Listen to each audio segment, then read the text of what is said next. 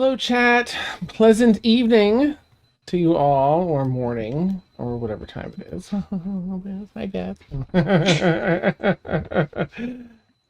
Yeah, we have the whole crew here this week for episode 149 of Stormfall. Whoa. Next week is 150. It's 150. Snap. Yep. I should have looked at the dates too. I'm trying to process. Like, I think it's 3.5 years now. I think it was around Thanksgiving. Oh, man. Yeah, 3.5 years, gang. Well, it was in September. September's our anniversary. Yeah. It's not quite Thanksgiving, but Awesome. Yeah. Well, last week in Sigil, we had so much go on. We had Aeronwen and Galathor reunite. Galathor making her a promise ring. And sparks fly. Sparks flew literally and figuratively in the workshop there. We had some of the other crew go about the city picking up some very tasty snacks from the sweet shops in Sigil. And some of them had a run-in. Let's see, that was Mort, Caelynn, Devanya, and Rain that had a quick run-in with Arzamon, the demon, the devil. Arzamon. Dun. She's been watching them for a bit, just in general, as they do, and happened to come across them while they were in Sigil as well. Thought, let's just have a little conversation about some helpful information, some give and take maybe concerning Ithaz. So yeah, and it wasn't creepy at all. It was a normal, healthy conversation. Nope, not creepy. No? Okay. Not at all. Nice. Let's see. Where did we end though? I don't think everyone popped back, did they? Or they did at the very end. Is that It was right? it was the next morning at breakfast, just Right. before we were about to teleport away. Okay, because yeah. you couldn't let us continue. Yeah, next up, right? They got a good night's rest and conferred with their partners back at the keep. Of course, Blueberry, having been in the tower for some time with Aoife, I'm assuming, if that's since you're here, Beth, tonight, Blueberry probably returned to the keep this morning. Yeah, pop through a door. I want a little doggy door on the other door, so Blueberry can just pop through from the tower there. Beautiful. So Blueberry, you get a nice early morning spot as the shenanigans happen in the morning with Orin and some others is preparing food and stuff as everyone piles into the kitchen. You've got your nice doggy bed pillow, a pillow in a crate there off on the side of the kitchen. Next morning's come around. Next up, roughly anyway, on the docket, the next time everyone uses the teleportation circle, Mystra will pluck them from the teleportation spell to her realm, so that Aeronwen, currently housing within her body all the blue flame from the 5 magical items, flames on her face, coming up out of her runes. She can return that to Mystra. Mystra is still wounded from past events, looking to heal up a touch. Morning comes around. I'll say that everyone is at breakfast. I guess I'll just check with Emil and Rain, as I know you two are out in the church overnight or outside by the church. Are the both of you coming in for breakfast in the morning? Yeah, Emil will be in early for breakfast. Nice. And Rain? Yep. Nice. All right, it's a full crew. Woo! This kitchen is bustling. There's plenty of to talk about, obviously, and get caught up on. And of course, some of you will of course spot Blueberry in his comfy crate bed in the kitchen, back from a little tower getaway. Welcome back, Blueberry. Oh. When did Thank Blueberry you. get in? I don't remember seeing him yesterday. I don't I think you just got did. in this morning.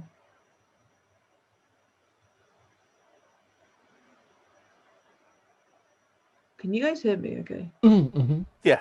Just, Okay. Yeah. There's My like a video is like slightly lagging. yeah, there's like a lag on your video, Mm-mm. but yeah, it's fine. Okay, cool. So did I miss anything? Everybody looks at Aeronwen. Blue flame pouring out. Everybody just stares at Aeronwen. A lot, actually. You missed Sterling Sam visiting. Oh. I like Sterling Sam. Who doesn't? Is that it? I don't know. Did anything else happen, Aeronwen? You know, I got a ring from Galathor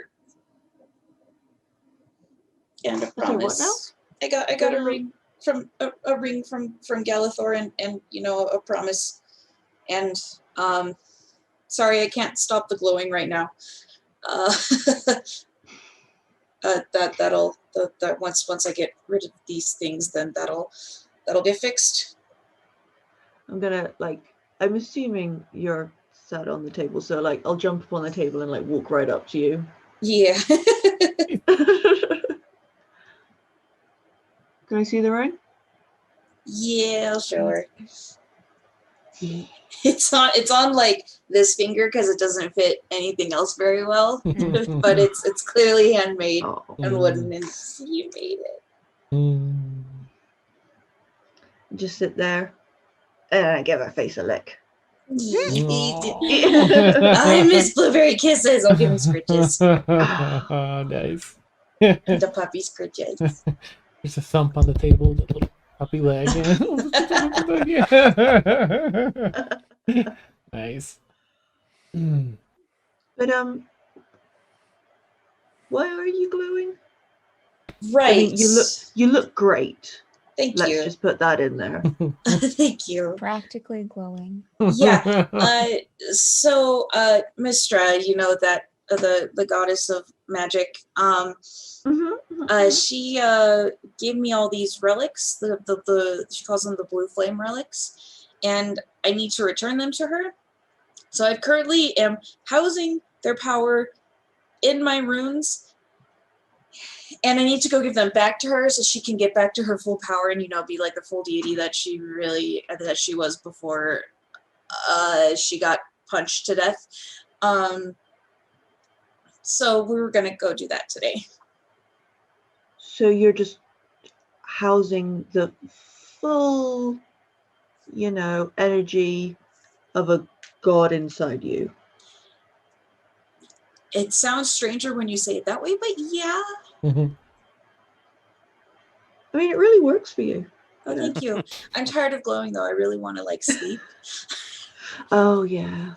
They you know, normally when my runes glow, like they go off when I sleep. They haven't yet. It's been like 5 days. Oh, I'll just like It's snuggle in on the table. Oh, so it's I'll be fine. I mean, we'll be fine. We're fine. Everything is fine. So we're gonna go do that today, right, guys? We're gonna go like teleport and go, you know, Yeah, with her and go to her realm, and yeah. I think so. Yeah. Woo. Yeah. Are you excited? Nervous? Yes. Yes. And yes. Yes. I'm still kind of processing yesterday a little bit, to be fair. Sure. Yeah.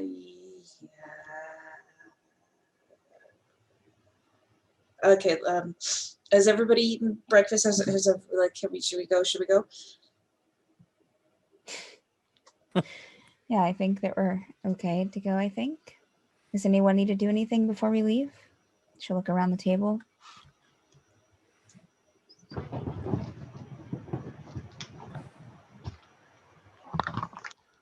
Everyone has their faces stuffed with food. Let's- Make sure you all use the bathroom.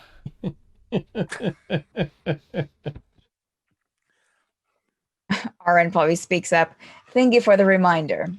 Your Here. point, I have no idea what Mystra's realm is like. Just probably a lot of stars. She might objective if you had to go pee on one of them, Aw. so don't. Yeah, definitely go to the washroom Yes. before we go. Cookies.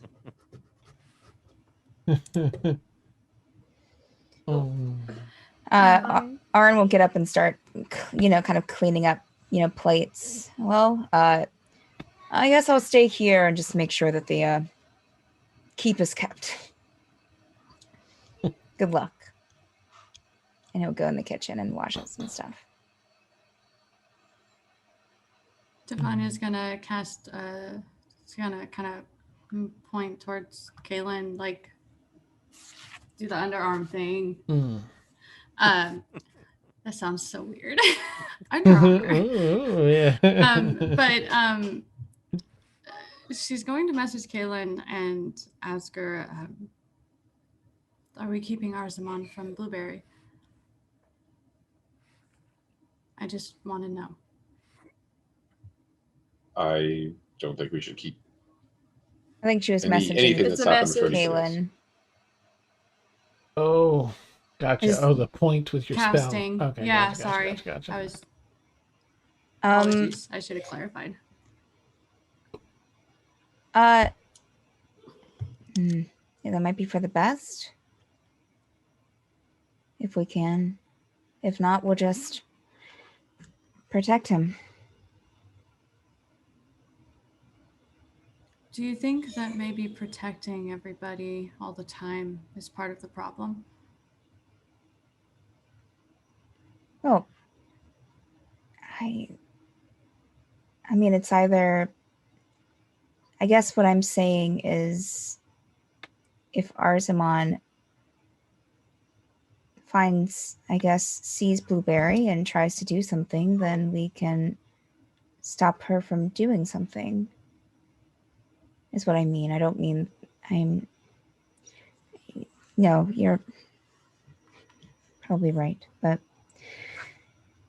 if someone attacks one of you, I'm definitely going to be working to protect you.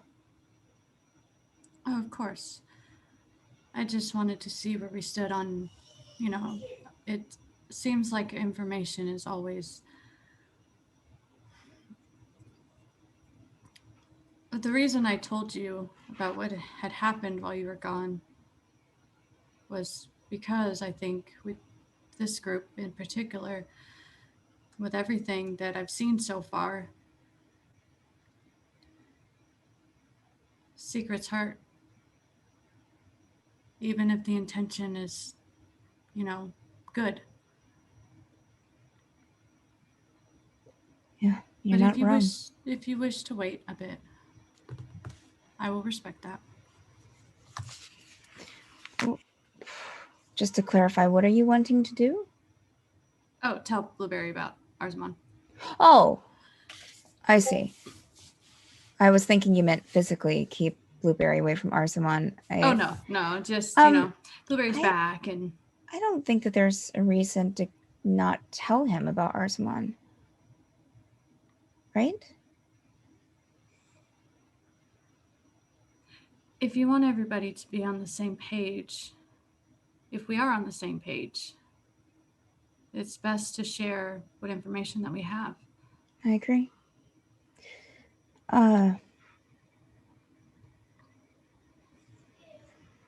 Blueberry, we also ran into someone when a few of us were visiting Sigil. Arsamon.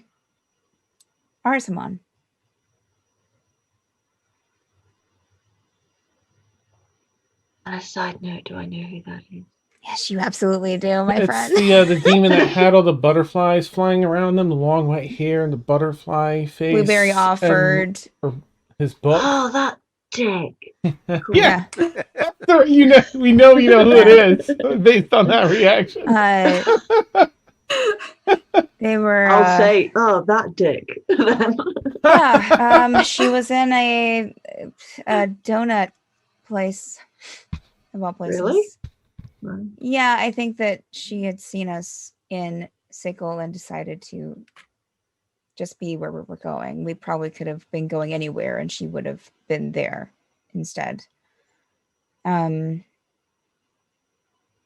She offered to give us information on Yathaz.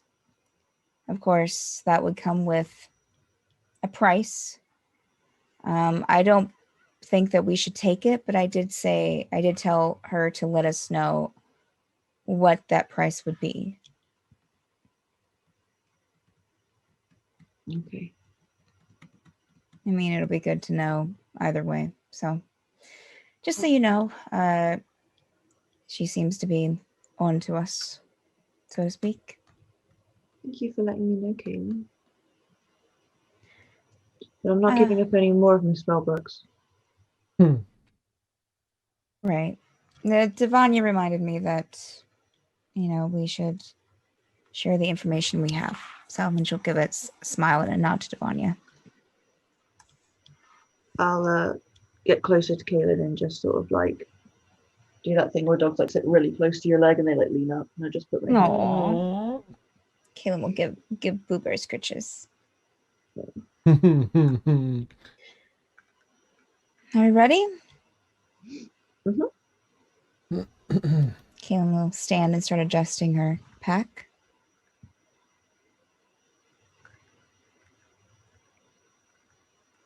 Let's go.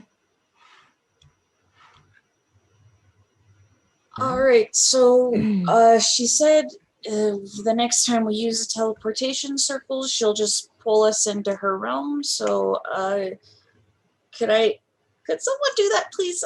I still don't know that spell. It doesn't matter where to, it can be to anywhere. I mean, I can do it one way. Mortal said, well, let's all head down to the... Well, we don't have to head down. That's right. I can do it here. Or maybe not. I don't want to draw the circle in this kitchen. That would be... the chocolate vanish. Flour and some, yeah. It's still winter. It's still just winter, like right? It's just like a 10-minute walk to the room. I think that we can manage that. Yeah, let's just go to the teleportation circle. Here. Right. You get up and leave the cleanup to Orin, push chairs in, and those of you that do, and find your way down into the keep, down and around, and back up into one of the next level lower, where your teleportation circle resides. Bring some torches in for those, of course, that don't have dark vision, which I think is only one or two of you now. Yeah, everything's in place. Some torches lit around the walls. Prepared to cast the spell. It sounds more like you're gonna cast it, or you just want to revisit it now that you're down here. Mort will cast it and just remind everyone, form an orderly line once the circle is up. Everyone, please file through. Don't crowd the circle. Nice. All right. And I will put down I'll just so it's fresh in my mind, I will use the symbols and the runes for the estate, Caelynn's estate. Oh, nice. Okay, juicy. All right, so you set that as the destination, and you look around at your comrades, and activate the spell. And the teleportation circle here arcs up in the way that it typically does. The different runes light up with a soft daylight brightness to them, daylight white. Ooh, and electricity arcs from those to the runes up on the stone pillars around this permanent circle. And you feel yourselves have that familiar grabbing at the chest and being yoinked through time and space with an abrupt, pull to the left this time. You feel pulled almost like you're tumbling and spinning. It's not the usual straightforward and then you apparate.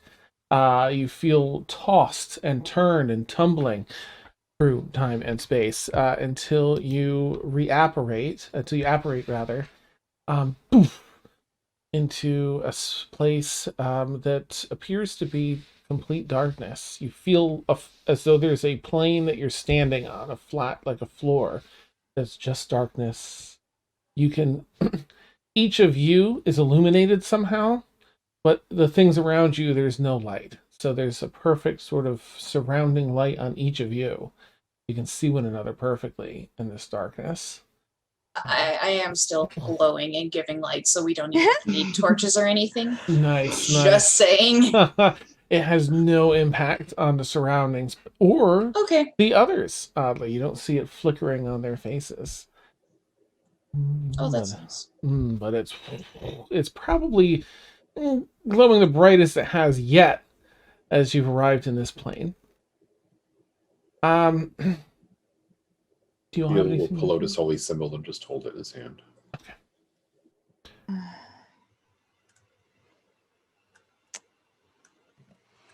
Glenn is gonna hold their holy symbol. Okay.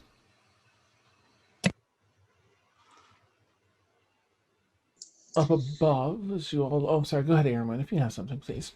She's just say, everybody stay close. I don't know what we're going to come across here. Sure. All right. So for those of you, looking around at one another, you also notice Aeronwen's flames are brighter than they have been today, by far, by a factor of maybe 7. And in fact, the flames are reaching up and almost tufting out like they're trying to escape and head into this realm somewhere. They don't, but they dance off really high now. Right. Mm-hmm. Aeronwen, you doing okay? I mean, I'm nervous. I have no idea where to go. I'm fine, though, other than that. They didn't give you any indication of what to do once you got here? Nope. Just to find her. Okay.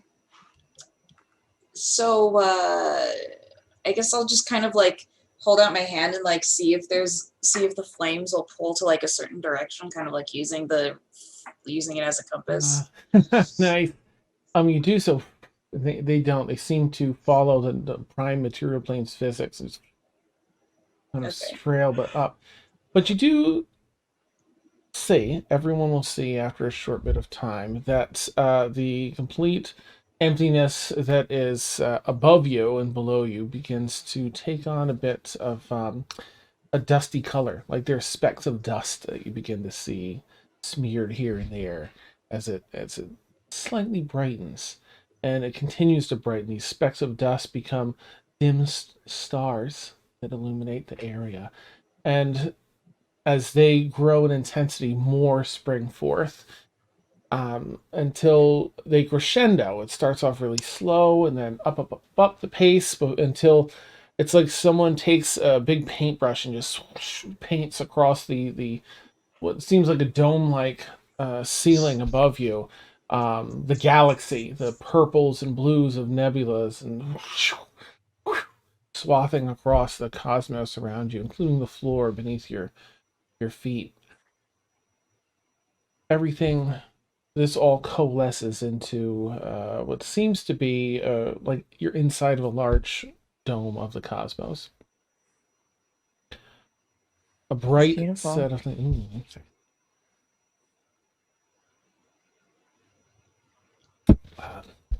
bright pathway of stars illuminate the floor below, off to an area some 120 feet or so away. It almost looks like a dome-shaped, rather an arched-shaped doorway that opens with a bright white light, so beckoning you to walk through. Can I look to Aeronwen? She take a deep breath and tighten her grip on her staff and just kind of slowly start walking. You're right behind you. I'll hear from you. Thanks. Caelynn will go right behind Aeronwen. Okay. Dan, do I recognize this place from, say the time I died? It looks akin, like it's perhaps part of that same space. Mm-hmm. Okay. Mhm. All right.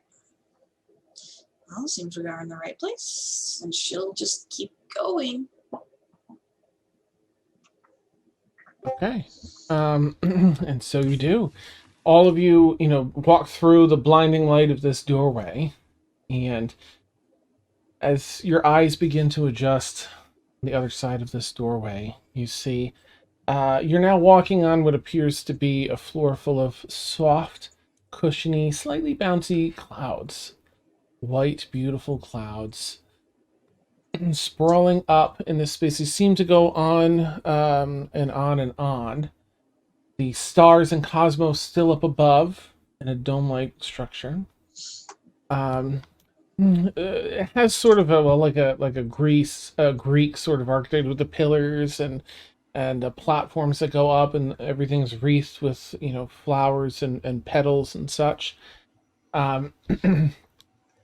There's a platform, maybe only 50 feet in front of you, and up on the platform there are a number of urns on either side. They're very tall, maybe 4 foot tall.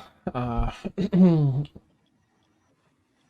at the very end, a nice, gosh, I don't know what that kind of chair is. It's like a love seat, but it has one side is a cushion, the other side is empty, and the back kind of slopes down.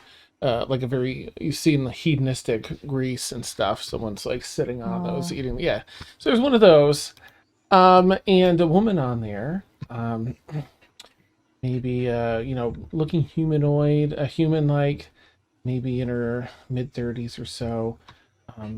Deep black hair down to her waist, and long curls that stands up. Aaron, you recognize this as Mystra, or Midnight, as she introduced herself last time. She stands up. And she's, average human height. Oh, you've made it. And you've brought your friends. Welcome, all. Please join me. Leaves and beckons you all. I'll walk forward first.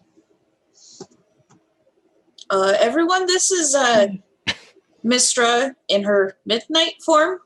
Mystra, these are my friends. I've watched over all of you and worked through many of you. Caelynn will kind of give like a half bow. Mort will, half bow.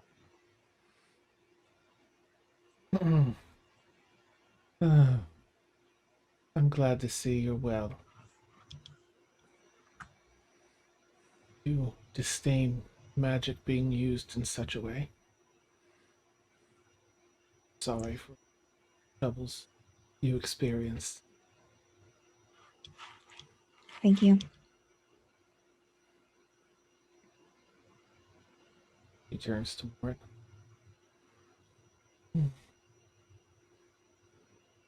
I understand you've had a visitor, Mortimer. Once. An unwelcome visitor, if I might say so.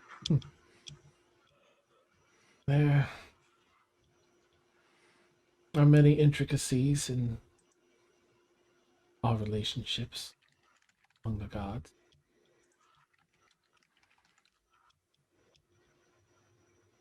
Shar is a dangerous. No doubt seeking your lineage. But I'm glad you're all here to Vanya.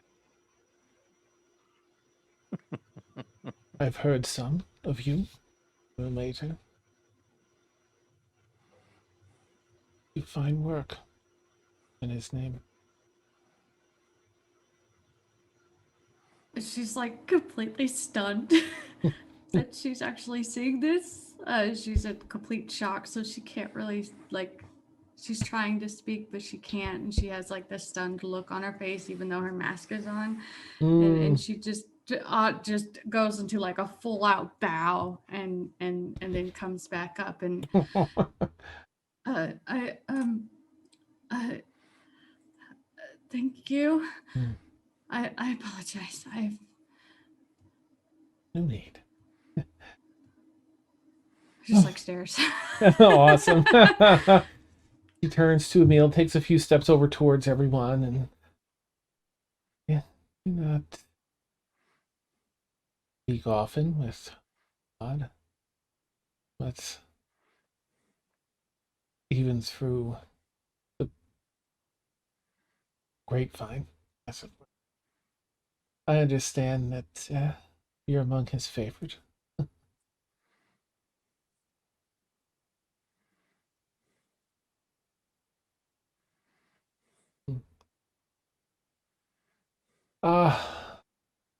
Blueberry. She kneels down to see if Blueberry will allow for some godly scritchies. Oh, hell yes. Nice. Oh, Blueberry, your very existence I could not foresee. Truly, you are a marvel. You love. You enjoy life and all that you put into it. When you offered to give up your book for your friend, I nearly shed a tear. I like give a look over to Aeronwen and be like, I like her. Nice. Let's see. I'm pretty sure Artificing operates on magic, right? For Garrick, it's magic, right? What is? Or Artificing? I mean, depends on how you look at it, I would say. I'll just say she'll give you an appropriate heads up then. whatever is in line with Artificing. Garrick's mom wouldn't think so. Yeah. She's definitely gonna say something then like, yes, Artificing is such an interesting skill set. Taps into the weave. Use it with great expertise. Always look forward to seeing what you'll do next.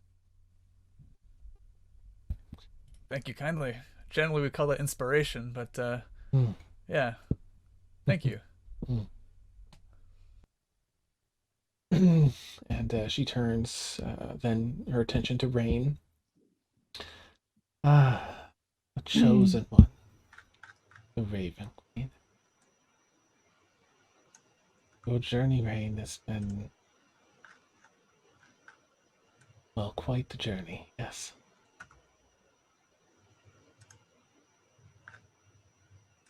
You do the Raven Queen. Sure.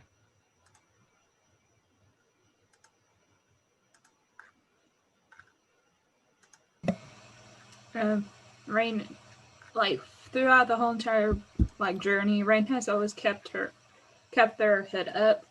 Rain's gonna take the head down and give the Mystra a respectful bow. Gives it back. That all of you have found one another. Of the same spirit. Of the same heart. One of this world's great mysteries and delights. But to the matter at hand. Thank you, Aeronwen, for returning this blue flame to me. You know, of course, I suffered a good deal some time ago.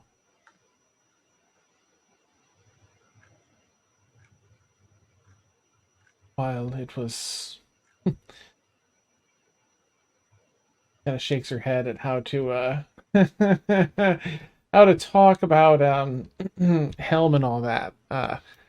Well, Aeronwen kind of like sheepishly puts her hands behind her back. We are here today and ask these now ancient transgressions. I simply wish to return to my form. I am Midnight. I am not the first Mystra. All began, of course, a very long time ago with Mystra, who created the Spellweave that allows magic through all the realms. Mistral gave her essence to save the Spellweave from a certain destruction.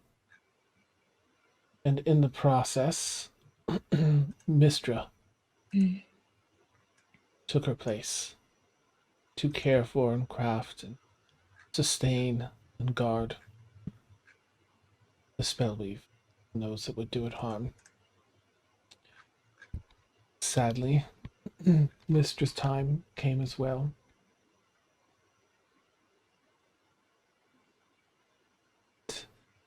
I, being...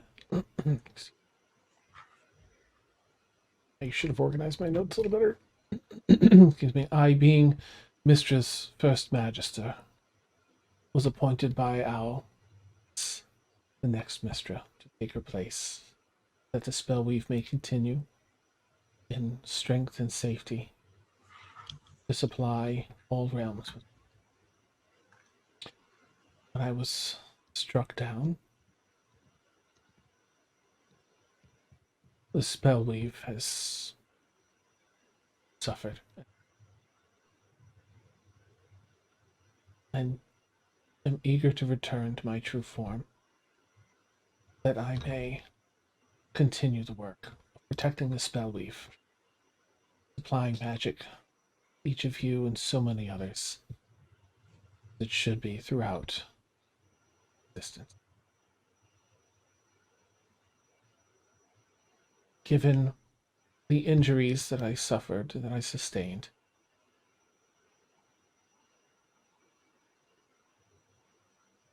I'm calling on you, Aeronwen, not only to return the blue flame, but to look over my reincarnation.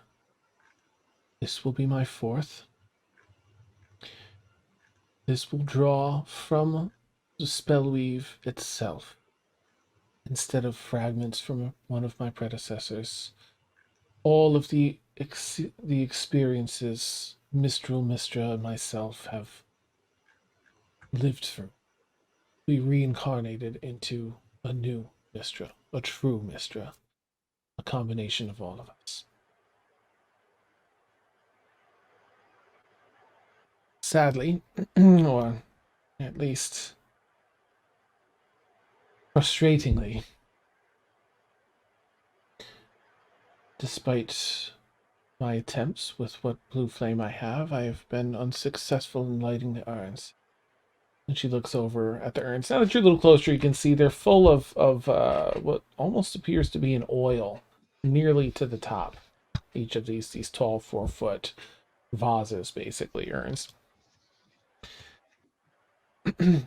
Helm has put, after my downfall, after being struck down, Helm was instructed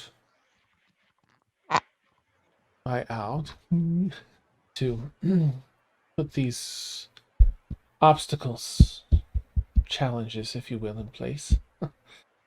That I may not simply, or no one may simply reignite the urns.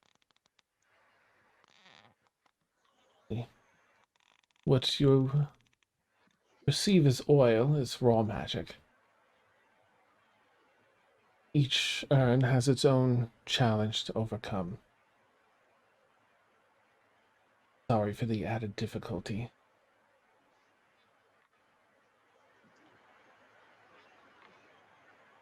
Oh, there are 5. My bad. These 5 runes. When you are ready, please let me know, and I'll ask you to attempt to use the blue flame within you to ignite each urn, and with each you will experience a challenge to overcome. I do not know what the challenges are. Don't have been barred from access to them.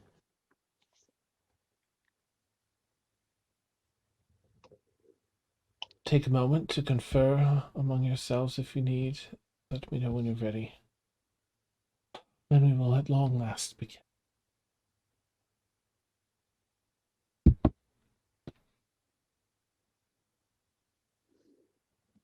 Clasp. I would guess it's up to you, Aeronwen. Sorry, I've had a little voice in the back of my head distracting me. I don't know what we're going up against, like I said, so I don't know what to prepare. So yeah, we'll do that later, buddy. Okay. So we'll just, go for it, I guess. It's like we'll see. Anybody have anything in particular they want to do? I don't know. I'm winging it. I'm going to give Aeronwen the last of my one use back from the dead coins. Oh. Not that I think you're going to need it. But just in case. Just in case. It's good luck. Caelynn will kind of bow her head. What is this something that Aaron will have to face alone or as a group? You will all perceive the challenge together, but okay. Aeronwen, yes, will. I don't know what the challenges entail, but I know that the decision of each challenge, how to face it, how to manage it, must come down to Aeronwen. She is the one that will light the flame. No pressure at all. This is fine. This is fine. But assuredly, you may all assist. You seem to know us. You seem pretty aware of us as a group. Do you, knowing what you do about us, do you think that we are capable of handling these challenges now? I do not know what the challenges are that lay before you, but I do know likely these challenges will be to test your righteousness rather than your skills as in battle. Oh. That's what. Okay. Thank you. That answers my question. I shall look back to Aaron when I'm with you with whatever you decide.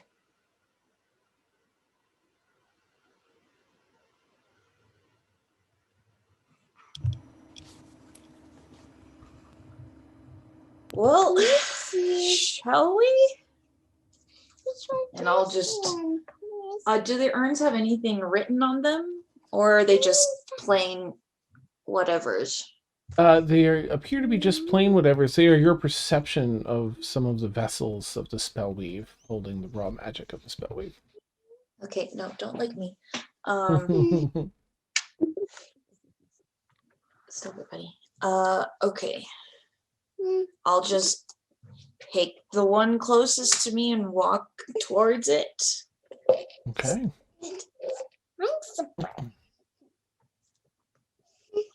All right. Sorry, I had to fix Caelynn's banner. It was pulling this old, outdated one. I'm like, she's not a warlock. Just a... Okay. And so you do. You approach, and everyone in the party gets sort of drawn into a different space. And you are no longer standing in front of this urn, but instead you're sort of on autopilot. So this is sort of you watching a movie from the perspective of some people walking through town that has a number of looks like a plague or something has hit this town. Very ill people. Others are sort of bemoaning this and crying in the streets. Some still are healthy and huddled as they walk throughout the streets. It looks like not a super wealthy town. But you find yourselves, again, walking around and around. And you then find yourselves inside a building. And a voice rings over you. A male's voice that echoes down. Your children and partner are extremely ill with a contagious and fatal illness, with roughly a week to live. The only apothecary for several weeks' travel is charging an exorbitant fee for the cure, far more than you make in a year, and immediately whisks the money away via magic. Your neighbors have a life savings that could pay for the cure. They have shared its location with you at some point in the past as your good friends. They are all healthy and well, but refuse to lend you the money in case they fall ill. Is it okay to secretly steal the money from them in order to save the lives of your children?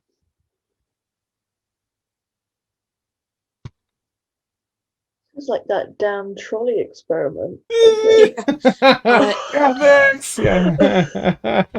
Aeronwen gets a little choked up thinking about her siblings, and she'll go, "No, I wouldn't steal from my neighbors. However, by taking advantage of people in need to greedily make money, this apothecary has put themselves up,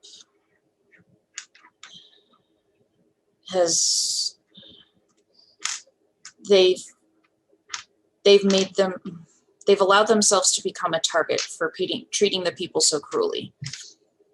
If I had to steal from anyone, I would directly steal the cure from them."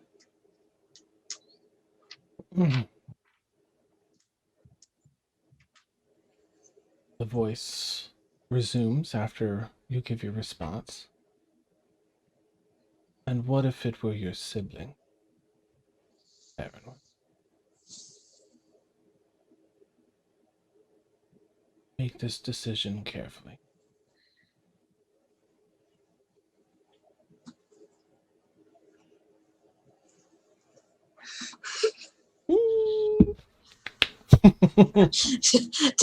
Assistant advantage, yeah.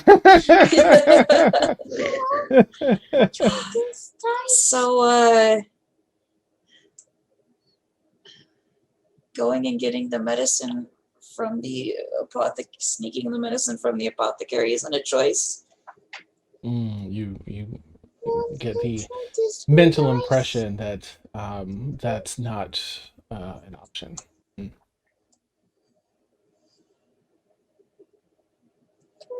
This one does. What's he saying?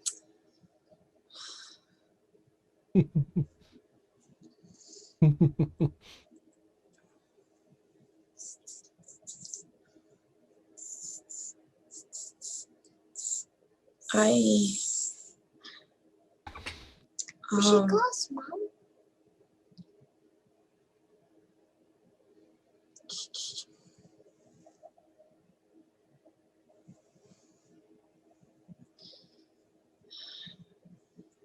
If I were to steal their money and they became sick, then their deaths would be on my hands.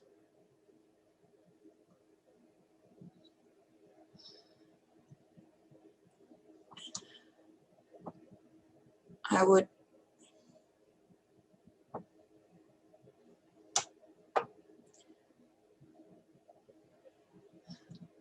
wouldn't steal, but I would ask them, and I would ask anybody who could spare it for a loan, and then I would work the rest of my days if I had to be able to pay it back. Don't lick my face.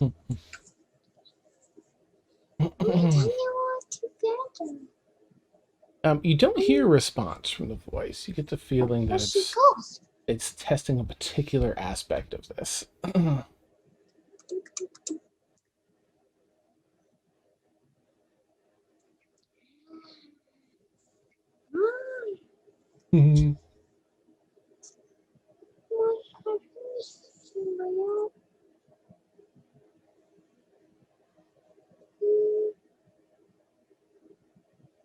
Keeping my family together at the expense of someone else's family would be a cruel thing. I would not steal from my neighbors. You're all drawn out of that scenario. You find yourself standing before the urn, hand extended, and blue flame pouring out of your hand, igniting the oil in this first urn.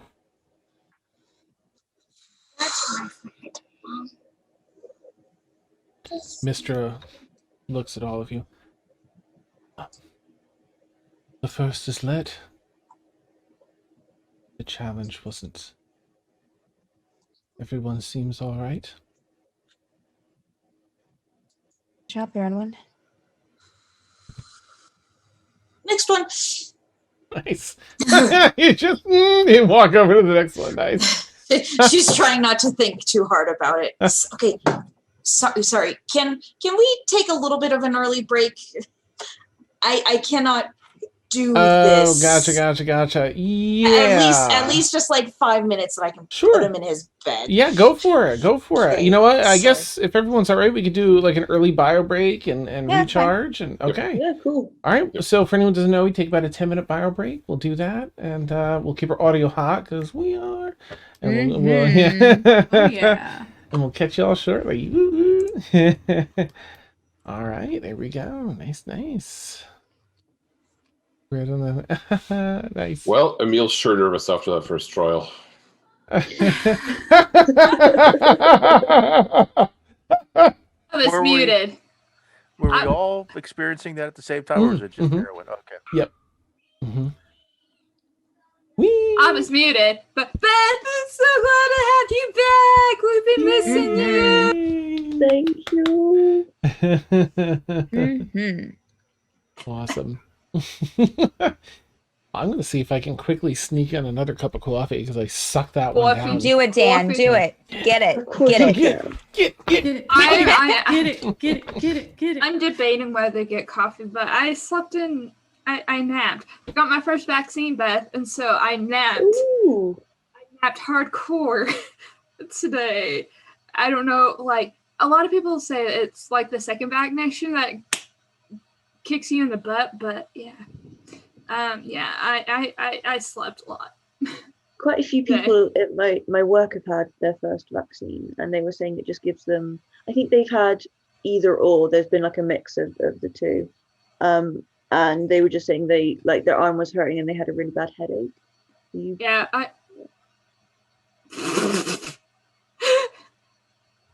sorry. Steph at the carton.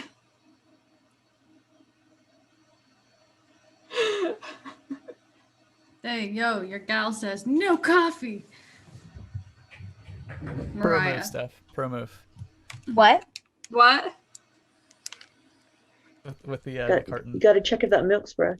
Oh yeah, absolutely. Well, it's been in there for a bit, so I'm just making sure. It's any day. Melissa, what were you saying? Madbird chat. The stream chat says, she's like, so help me God if you drink coffee at 10 p.m. Wait, was that Emily? Oh. It's like, don't get coffee, all caps. No promises. No promises.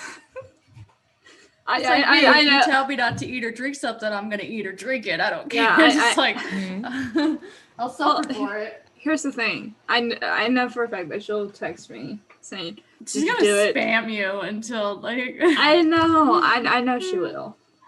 I wish I had chat up, but yeah. Are you still in your room or are you in a different part of your house? It's throwing me off because it's different in the background. Huh? What?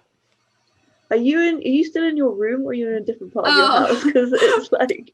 Oh yeah, Beth hasn't seen your rearrangement. I turned my desk around because tomorrow I'm painting the screen. I got you. Yeah, so I just kind of like just turned my desk about 90 degrees. Okay, since we're on break, can we figure out what the high pitched noise is? I hear it. I'm not hearing it. I haven't heard it this entire time. It sounds like a bell. It's not loud. It's not loud. It is. No, it's not. It's like if people are talking, I don't really hear it. I don't like hear anything. Silent. Even with the volume turned up, I don't hear anything. Should we all just mute ourselves to see if it's Dan? I did mute myself earlier. I didn't hear it while you were muted, but I didn't hear it when you unmuted. So it's Warren. It stopped. It's Warren.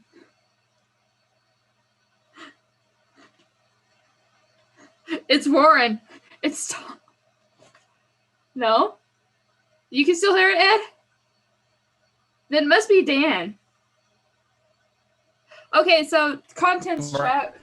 Is it me? Do you want to mute yourself? Yeah, Mariah.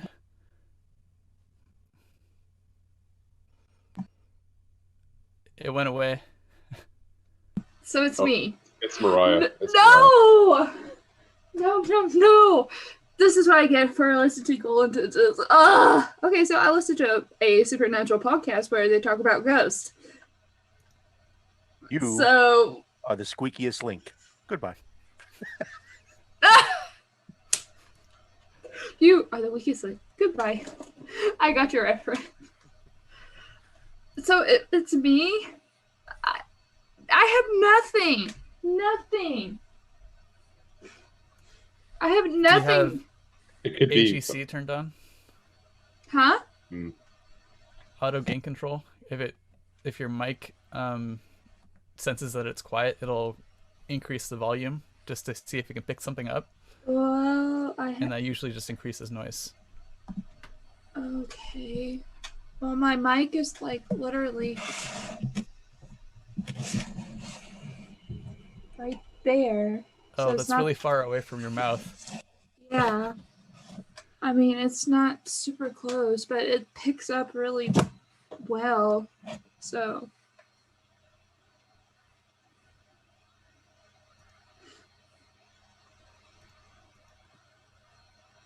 I don't know. Just maybe mute when you're not talking, and that should probably solve it for me. I have been muted this whole entire time, so I don't. You haven't had the mute beside your mic, so you may have muted your mic, but it may be something in your system downstream of the mic that's still making noise, because you're not muting in Zoom. I'll just double mute then. We figured it out. The noise, Melissa. It was me. Stormfall Detective Squad does it again. Okay. I didn't hear anything, but glad it's figured out. Mom, What? I'm just gonna wait for you when you're done on stream. You're gonna wait for me when I'm done on stream? Mm-hmm. He brings me food and waits for me. Aww. Throws a tantrum. Are you allowed to eat the food or does he just bring it to you? He's been in the habit lately of like he'll give everybody snacks and stuff around the house. It's like, here, eat this, here, drink this. And I'm like, you're reminding me to eat. Thank you. Oh, that's really sweet. Yeah, and Beth, yeah. I don't know if you can see, but I got a good 1/4 inch bruise on my arm from where I got the injection. Oh, yes, I can see.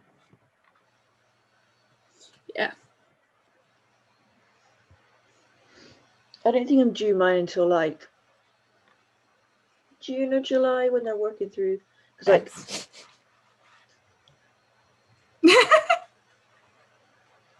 what? I asked Mariah something twice and she didn't answer, and I was like, okay, fine. Wait, what?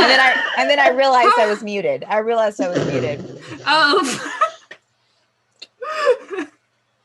Lauren, I love you. Well, okay, Steph. Oh, what I was gonna ask. There may if be it was- memories involved in this particular. Was it your first or second? First. Okay. Yeah. Just curious.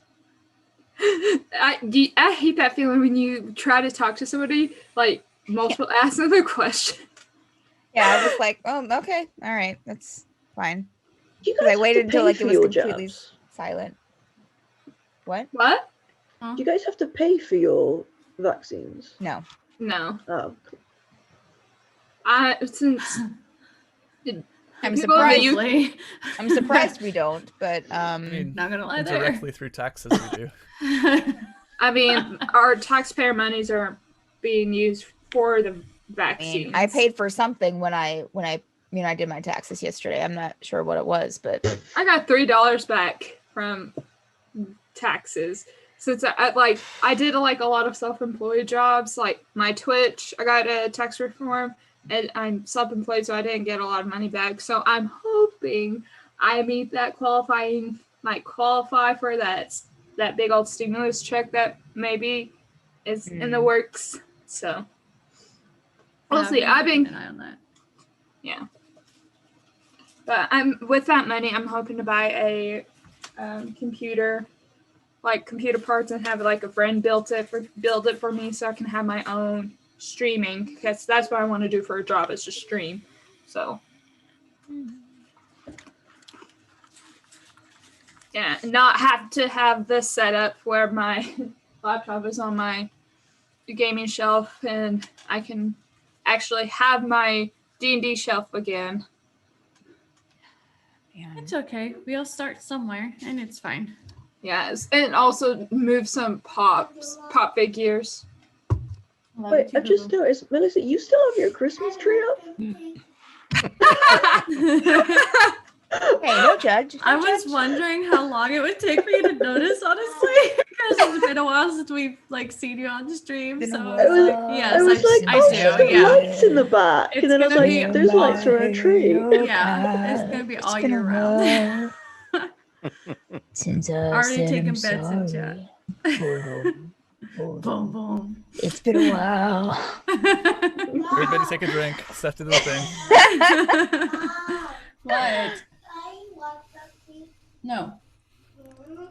I can't I have might any. actually make another coffee at the end of the stream. I have to stay up until Ooh. 5 a.m. Oh, Until Third 5 day. a.m. Oh, because of your work stuff. No, because a coffee grinder I really want is dropping in the UK at 3 p.m. So I gotta stay up for that. yeah, gotta I stay hope up. you What don't coffee fall grinder are you asleep. getting? It's called a niche grinder. I think it's like niche.co.uk or something like that. Well, I've got to look at that now. Nichecoffee.co.uk. Niche. Coffee. So niche. What? Nichecoffee.co.uk. You need what? Knowing you, Okay, you can use the That's toilet. real We have cool as water well. now. That's fine. It's like the prettiest coffee grinder I've ever seen.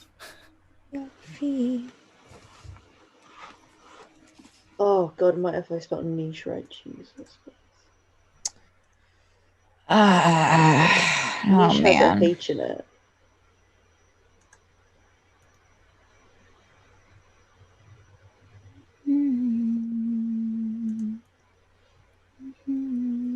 Oh yeah, it looks real nice. It's a sexy coffee grinder.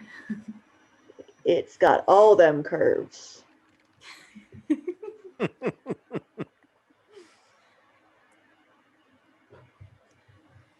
Oh my gosh, I'm way out of practice. So my dad got my string back on my violin, and then all my strings were like way out of tune. I was like, I'm not gonna mess with it. So Yeah. I've been out of practice for 2 weeks, and it shows. No wonder it's the hardest instrument to play. Ed, are you getting the white or the black one? I think I'm getting the white one. Nice. Yeah. Well, I guess it all depends on what they have in stock. That's very true.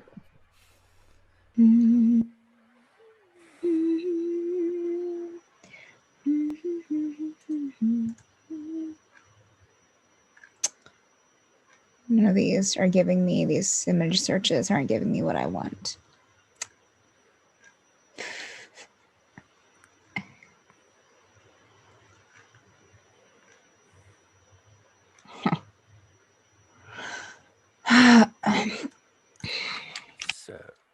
So Aeronwen's next challenge. We're all on the bank of a river. There's one rowboat. We need to get to the other side of the river. No. How many goats and scorpions are there? Train A. Right, is leaving He's- Chicago. Yeah, at 10:30 p.m. Who says D&D wasn't educational? Yeah, math. Guys, speaking of math, I got new dice today. Yes. Let's see. No, no surprise. So these two come in sets. This one has like glitter and gold leaf inside it. Nice. That's real Nice. pretty. Lovely. Cool. Mm-hmm. This one just has glitter inside it. Nice. So Love beautiful it. little TA. Love the green. And then these are just regular D20s on their own. Man, camera, do it justice. It's not wanting. It's not wanting to. Not wanting to. It's like 14 different colors with a whole bunch of sparkles. Oh, And then nice. this one is like all the shades of blue and green in the ocean. Nice.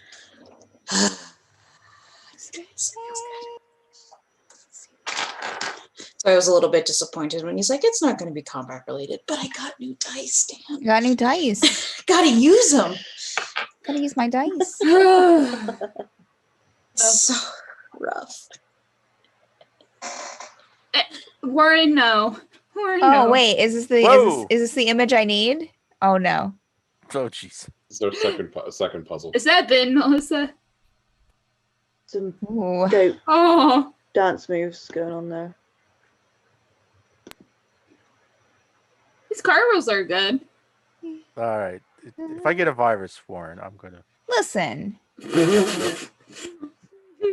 Wait, I just clicked on it. What am I clicking on? It's a I comic. didn't even- It's a comic. It's a Okay. comic, and 98% of them are not work safe, but this one is, and it pertains to puzzles in D&D. So I shared it. Thank you, Warren. Appreciate It it. does ask me if I'm an adult with a very, very sexy lady. Yes, it does. You may peruse the archive at your leisure, but the link I shared, you can probably view if you're not an adult. I'm just checking out the dance moves. Best dancer ever. Just feeling it. Yeah. Yeah, really getting down. That's okay. Let him dance. Let him get all the energy out. Yep. Is there any music playing, or has he got an inner music? Yeah. Line? Okay. Inner music. I really wish it was the latter.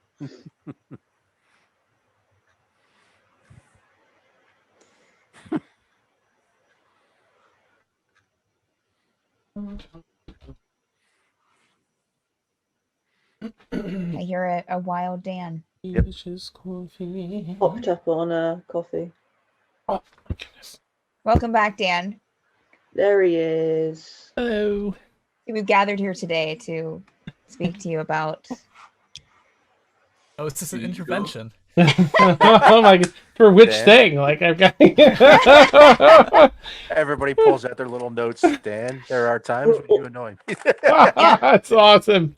No, No, Dan, we're all One here note? and we all love you. I basically have a spiral bound notebook dedicated. That's awesome.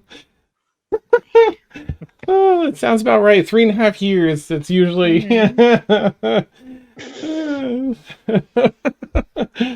I Awesome. twitch.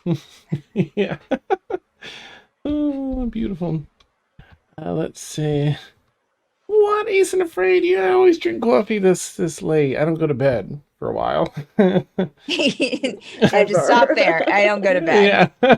Yeah. We We know. Our screen We're here. aware.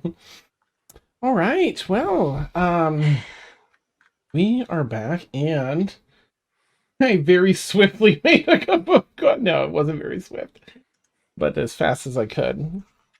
Yeah. Oh, look at that fancy dancer back there. Yeah. Oh. Get it. That's Dan. Oh, and a cartwheel. I'm adding to my list. Nice. Keep talking, Dan. Keep talking. Okay. All right. Yeah. We love you, Dan. So where were we? Right. First urn / trial. A light. Which, by the way, that first urn is my current real life nightmare. No. So I'm thanks. sorry, Sam. You're welcome. We're gonna finish the trial. You're gonna be like, Aeronwen Can't I leaves. just Yeah. can't I just blow something up? I'm good at that. Well, next up, since I'll jump us back in here, I'll give you probably your second favorite thing, math. Are you kidding me? We were joking about that. No, it's math. Okay, here's your challenge, mortal. So yeah, everyone goes over to the second urn and is just like, okay, freaking lawful good gods. On this one, appearing on the side of the vase, you, everyone's there, of course, but you're the only one that spots this. It's basically an equation. It's asking you to cast the exact equivalent of a 12th level spell, which is the highest level spell ever created and cast by a mortal. Basically, a 9th level spell. Every 9th level spell you use is worth 1 towards this 12th level spell, right? So if you were to use 9 level spells, you'd have 9. If you were to use 12 9-level spells, which I don't think you have among you, but maybe, you would have 12. Be easy peasy. So I'm going to put in Zoom chat's probably the best place to do this. Man. Oh, right after the intervention, you're just going to hate me so much. Okay. Has to equal 12. It's not that bad. It's not that bad because I don't want us here for 7 hours on it. So Sure. Sure, that's what another DM told me, and then it took us literally 4 hours to figure out his cipher. Okay, if it takes that long, something will kick in. I'm not gonna make you all do that all night. It's supposed to be like a fun little whoop. Okay. There you go. There's your magic equivalents. Mind you, it has to equal 12 exactly. So if it's under or above, then you busted. Now you 1/3 and 1/5? Damn! Now you can collectively. No, that doesn't work. That doesn't work. Dan. So every other spell, but what's the... Every other spell means every second one? Basically, like, the first one, it's equal 12. Every other 9th level spell is +1. Right, you start with 9. If you cast a 9th level spell, the first one counts as 9. So you just have to go from 9 to 12. That's it. Okay. So if you have 3 9th level spells, you're there among all of you. If you don't, then you have to start breaking down into your 8th and 7th level. We would need 4 to get to 12. You're just going from 9 to 12. So just the 3. So you would need 1 is 9. The second one. Oh yeah, I see 10. what you're saying. Yeah. 4 in total 9th level spells. So 4 9th level spells in total. Everyone kind of looks at it and then just looks at everybody and like, who else can cast the highest level of magic with me? Okay.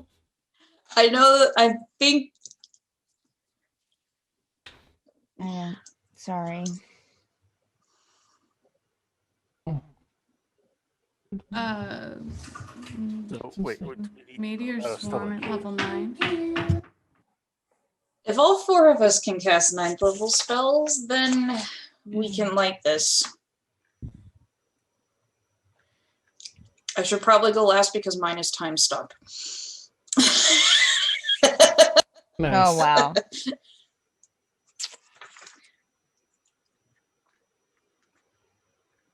Can I interest you in some cantrips? Nice. I wish. Really high level. We're talking 5th level spells, right? Dan, does it count if we cast a lower level spell at 9th level? Nope, it's technically the spell slot, so you can do that. So it's technically the spell slot. Okay. Okay. So you just have to burn the slot. Mhm. Let's burn this slot. Yes, and Jesus. yep, yep. There we go. It's And like now all he's the gone episodes. forever. Yeah. Everyone Yep. etches in their notebooks, yeah. Yep. If you give Garrick a lever long enough and a place to stand, he too can cast Meteor Swarm. Nice. Hey, levers are where it's at. That answers the Mistra's question about whether or not artificing is magical. Nice.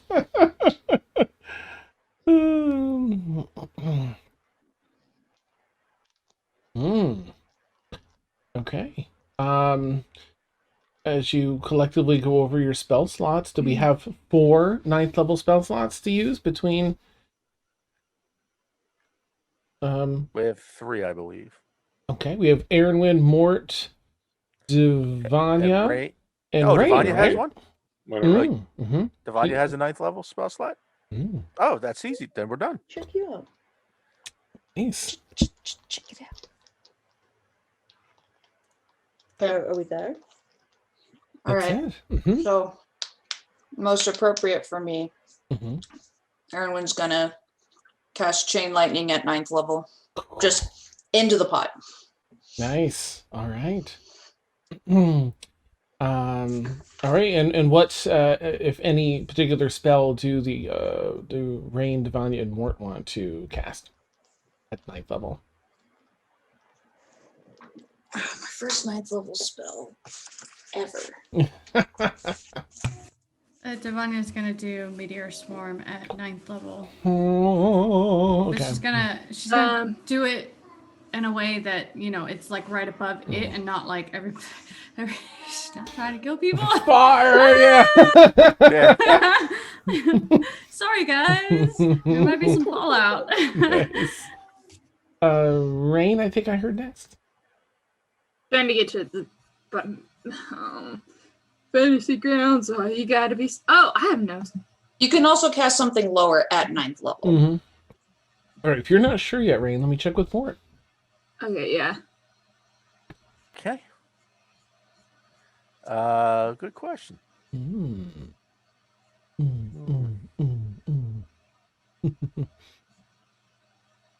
That's such a cool tattoo, Beth. It's awesome. Oh, thank you. It's I so don't know if cool. you guys have seen this. I haven't now, though. Not that part.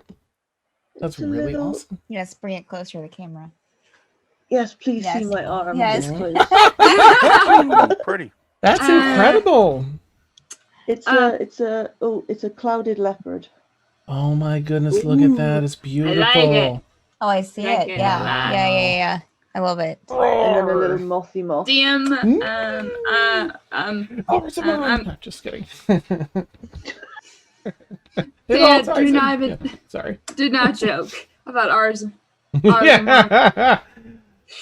Blueberry did make that deal long ago.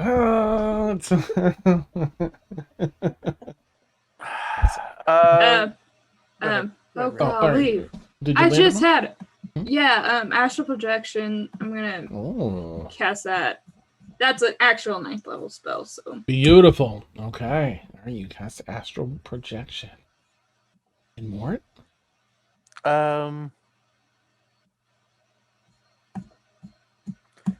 Some of these don't upcast, so you gotta be careful. Let's see.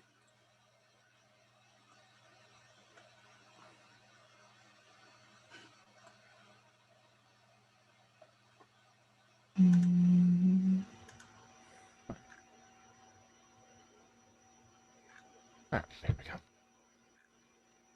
go. Good lord. Okay.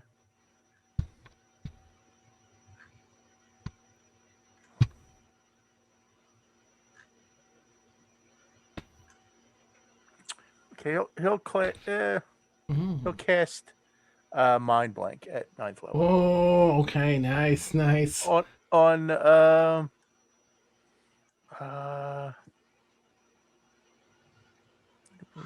nope, on himself. Okay. All right. Awesome. As the four of you go to expend your spell slots, you feel the energy of them beginning to coalesce and form into the spell, and it quickly into Aeronwen. And the blue flame on her ignites a little further as she absorbs this spell energy. The Meteor Swarm begins to swell. The Mind Blade, you begin to feel phasing over you more and feel it drawn from you to Aeronwen. And the astral projection, you feel yourself leaving your body for a moment, and you snap back in it, and the energy goes to Aeronwen. And as you go to cast this lightning, it's just flames that pour out and just cascade over this urn, igniting the oil, the raw magic within. It alights. That was an experience. Okay, that was. She looks a little singed. Next one. Nice. Mistress watching, carefully. That was quite a bit of mortal magic. We had to use a lot. There was math. Can you kick Helm next time? Because math is the worst. You're doing fine work, all of you. I cast prestidigitation on Aeronwen to get the soot off. Nice. Fades away. She just looked like she looked like a cartoon character that was all like ash and maybe eyeballs. That's awesome. I just read Warren's comment in Chaz. Oh my goodness, it's so silly. Okay, next urn. All right. This one doesn't have any writing or anything, but it has, whereas the other ones didn't have handles, this one has two that look like you would almost grip them from underneath, like you could lift it. And it looks like I gotta say, this is a really inefficient way of lighting oil. Have y'all tried a wick? How big is the urn, Dan? The thing that we need to lift? It's about 4 feet tall, 3.5, 4 feet, somewhere in that area. I can help lift it if someone will. Garrick? I'm not very strong. Oh. You do know Aeronwen has to be a participant. Oh, Aeronwen, did you want to help me lift this? Do I need to lift it? I'm gonna just kind of go over and like lean into it and see if it gives any instructions again. No instructions, but whereas the other ones did something, activated in some way, this one isn't doing anything. It just has these handles on it where the other ones don't. Sure, let's lift it up. Okay. We'll lift it up, Dan. Okay. Another fun thing I wasn't expecting. Fun. Okay, so that works out though. That's gonna help. All right, the two of you. You told us these handles were meant for lifting. Yeah, and you expect us to not lift it? Nice. In my head, I'm like, Aaron will try and lift it, but that makes more sense if it's a 4-foot urn. Yeah. Well, it works out. This works out well for y'all. Okay, so as the two of you lift this, you feel yourselves becoming a conduit for the magic within. This familiar feeling. Yeah, it actually is for Caelynn. Yeah, what's that, Mort? No. Go ahead. Okay. Can we spam oh no's in the chat? Nice, damn it. Caelynn starts like panicking. Yeah, you're locked into this handle, each of you. Oh, and you can feel this raw magic of the Spellweave. In a way, it's trying to manage to become a conduit between the urns and connect with one another. But it's passing through the two of you. Can I please ask you each to make a con save? everyone or just I'm sorry, just Aeronwen and Caelynn Oh, in this case. That was a natural 20, so 30 Nice. total. Wow. Constitution for days. Warcaster wouldn't have any effect on this, would it? Unfortunately, but you do have a friend to help get an average instead of just your own score, so Okay, that's a pretty good number to average with. 30. Yeah, good, because I rolled a 5 for a total of 14. Okay. Pretty good. Yeah. All right. What do we think? 22. Oh, nice. Okay. You look across the top of the vase, this urn to one another, and Caelynn, you've been through this, and you just have your face. You're feeling uneasy, but you're very, confident and pushing through this. You're with your Constitution save. It's just like, I've got this, and that's reassuring, Aeronwen. It's the two of you look at one another. You've got this. You've got a perfect save with that average. So this just passes, and next, in the next moment or two, after about 8 or 10 seconds of this, like trying to it's exhausting. You get used to it with the Constitution save you made. And then you feel your minds, all of this spell knowledge begins, now that the outer essence has gone through you as a conduit. Some of this actual spell work of the Spellweave is pouring through your heads. The spells, the details, the intricacies of Arcana are blasting through your heads, your minds. Can you each make an intelligence save for me, please? Just the two of you, rather. Oh, this is gonna go great. Oh. Well, that's a 3. That's also a 3. Oh, brother.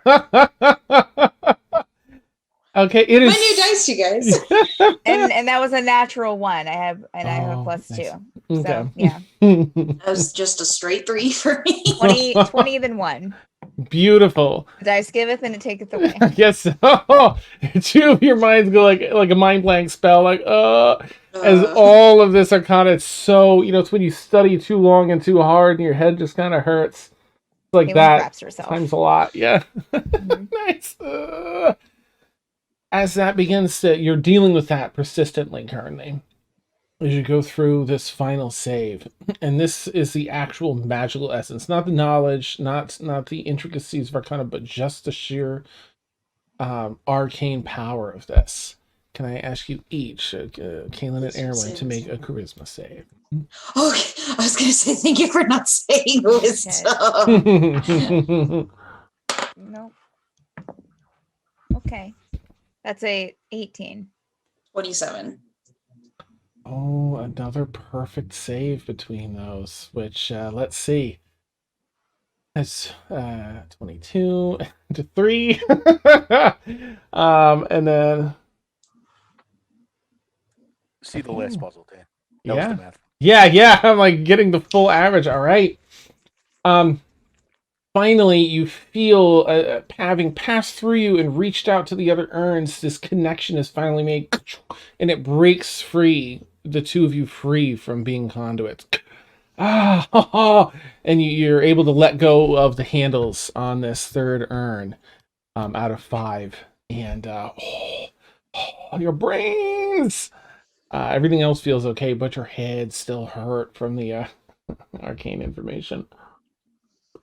Everyone's just gonna kind of sit down and reach into her pack and pull out a donut and just silently offer Caelynn a donut.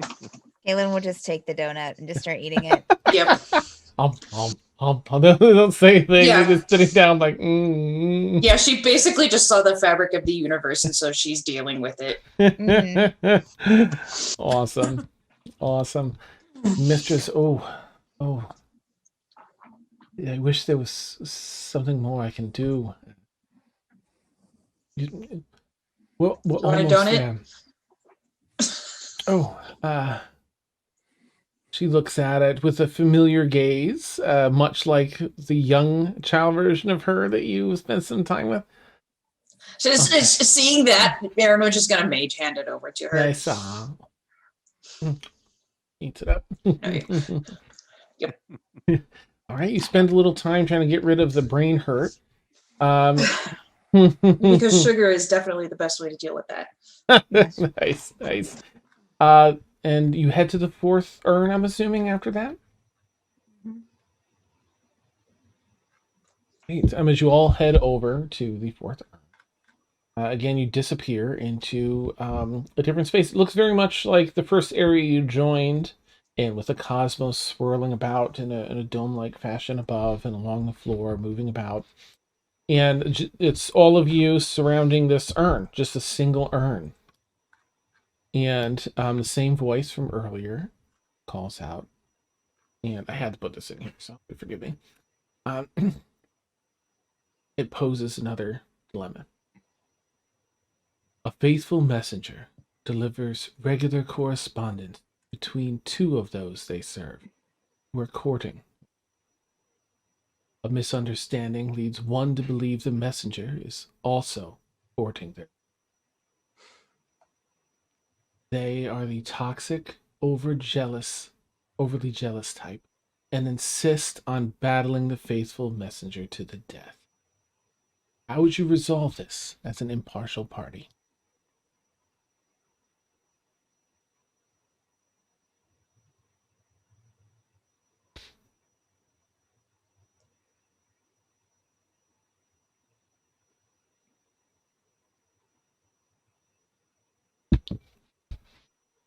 Hamilton.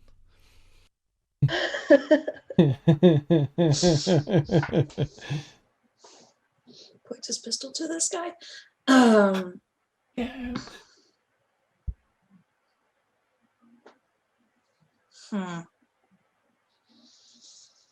If Helm ever had a question that required a careful answer. Yeah, just kidding. And for anyone that isn't aware, that's how Helm was, if not killed, but effectively put down. Well then. He's a messenger between two people that were lovers, and the dude was like, "Yo, you romancing my lady?" Because someone threw that out there in court that Helm was. And I was like, "No." He's like, "Well, time Somebody to fight to better the run. death." Yeah. I better run.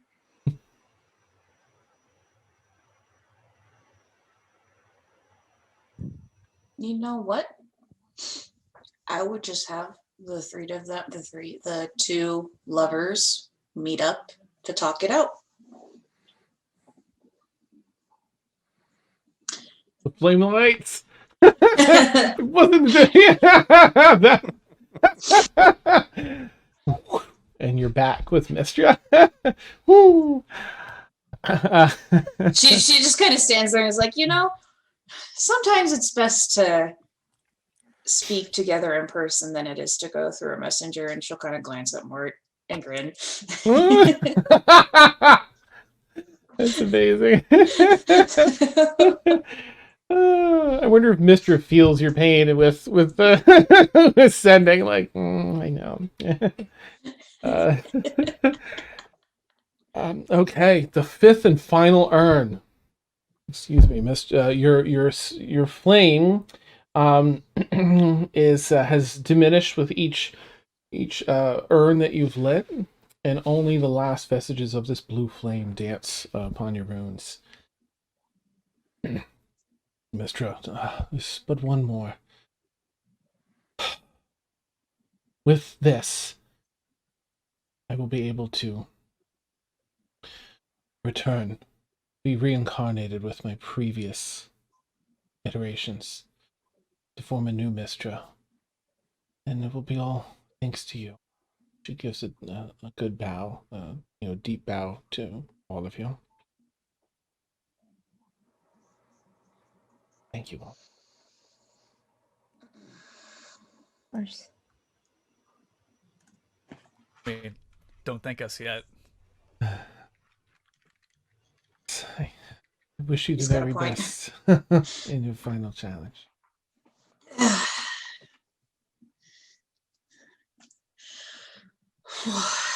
Emil cracks her knuckles and walks forward to the last one. Okay. You head up to the last one. You find yourself back in the village that you saw in the first turn. You walking through the streets. Many of those that were sick in the streets now lie dead in the street.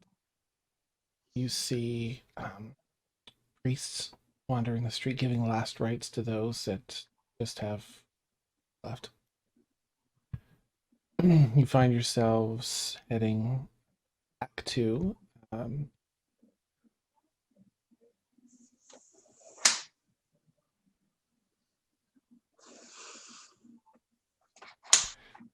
back to that same familiar building.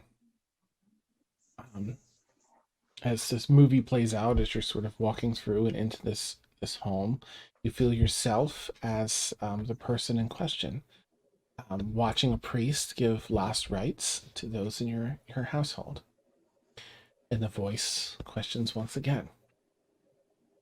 A priest traveling about the village, giving last rites to all of those who have fallen to this illness. Is blessed with a vision when performing the last rites for you and your family. If you all live, your children will grow to impact the lives of millions. One will become a great wizard and help save entire continents from the wrath of a great evil. The other, cursing the avarice of the local apothecary, will grow to become a great healer and alchemist, allowing countless to live long, healthy lives with affordable medicines and healing.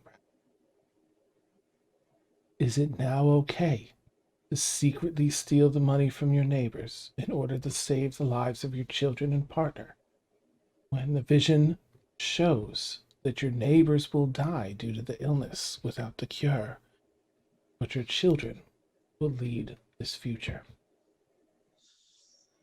Freaking lawful good deities.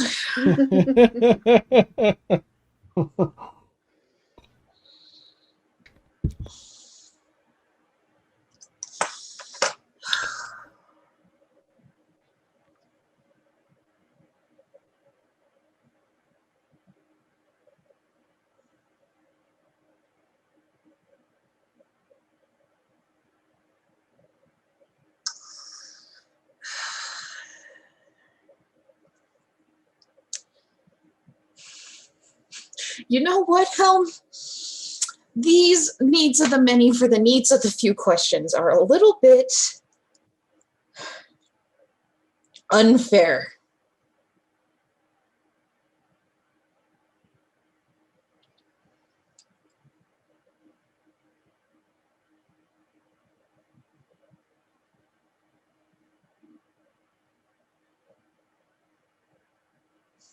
And just to put it out there, you've all heard this, and you're all there in case any of you have anything you want to. Not that you have to, but Aeronwen, if you feel like you want to discuss that with anyone, or anyone has anything you want to say.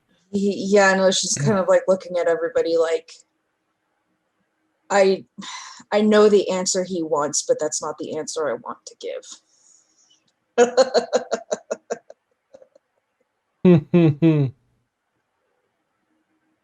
I know the answer you want to give, and it's the one that I would give to. What answer?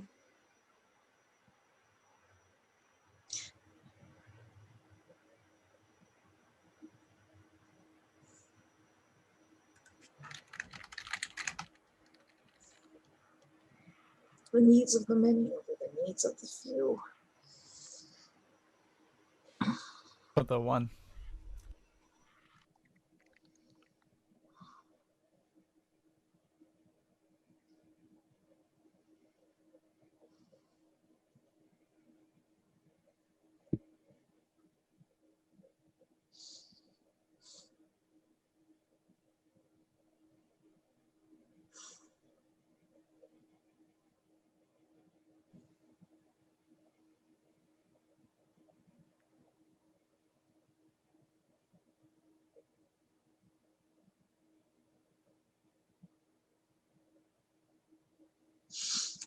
I wouldn't steal from them. I would propose instead that we share the cure.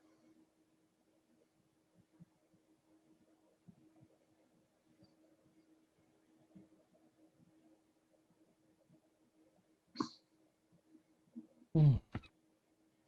That's the answer you want to hear, isn't it? It's wrong to steal. That's what you want to hear, isn't it? No reply currently.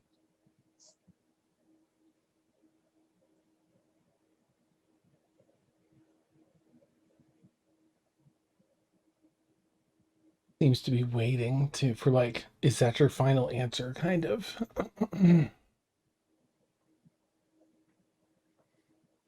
Stealing from those who have helped you is never wrong. I know you want me to say I wouldn't steal.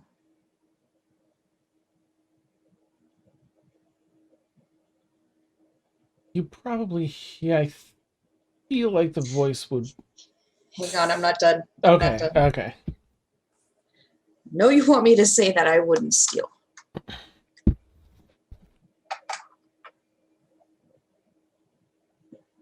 But I would do anything I had to ensure that my family would survive.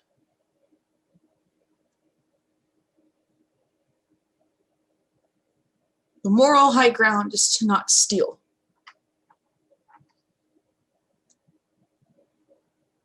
But the selfish one in me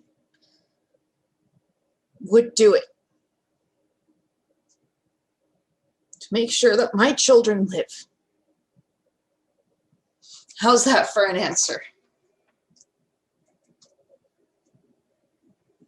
Let me go and stand beside Aeronwen then.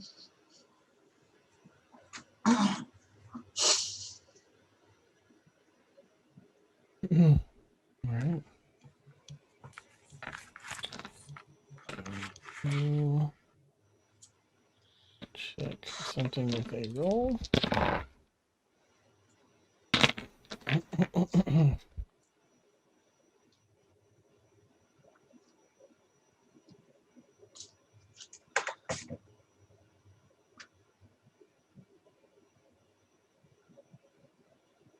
You hear the voice respond.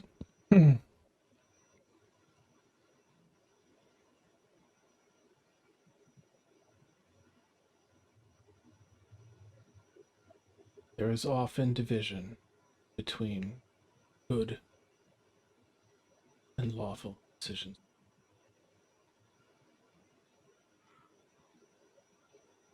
Laws vary from kingdom to kingdom, plane to plane.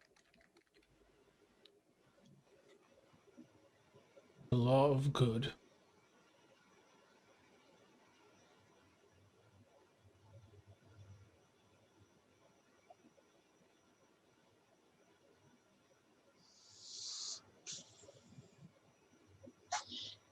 and you're drawn back to the plane with Mystra, who's not there. And return, but you do return, and you see the urns are now just jets of blue flame that are pouring up and into the space and just filling the skies with all of this incredible magic. Everyone just kind of wipes her eyes and says out loud to everybody, remind me if we ever meet Helm, I'm going to kick him in the nuts. Nice. Yeah. Noted.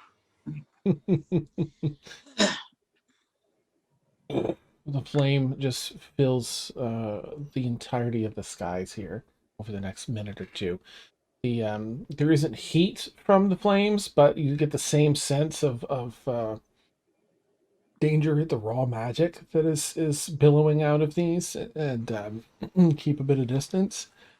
And finally, at one point, these the flames of the 5 urns begin to again gather together and create form. And you see bits from a couple of the urns come up that seem to be adding to this form, becoming a humanoid form. Bits from another urn, and all of these pieces of previous iterations of Mystra forming together out of this raw magic until there's about a 35-foot tall flame magic figure, humanoid, standing there, Mystra. She doesn't have any super clearly defined features because she's made of flame right now, the blue flame, but she speaks and it bellows and resonates in your vibrates the bones of your Before that skeleton. finishes, Dan, Mhm. can I do something? Sure. Are all my runes still alight? They're not. They're not? Mhm. Okay. I'm going to light them up. Okay. All 17 of them. Nice. And then just pour that magic in. Because my Ooh, runes came directly from her. So I'm going to nice. add it straight to her. Cool. Add her magic straight back. Well, you know, that's what'll snap it into a like a proper form of a 35-foot tall humanoid flame creature. Like, she speaks with that same voice, but in a few octaves now, simultaneously, and it kind of shakes the bones of your skeleton as she speaks. But it's a calming voice. My eternal gratitude to all of you. You've returned me to the magic of the weave.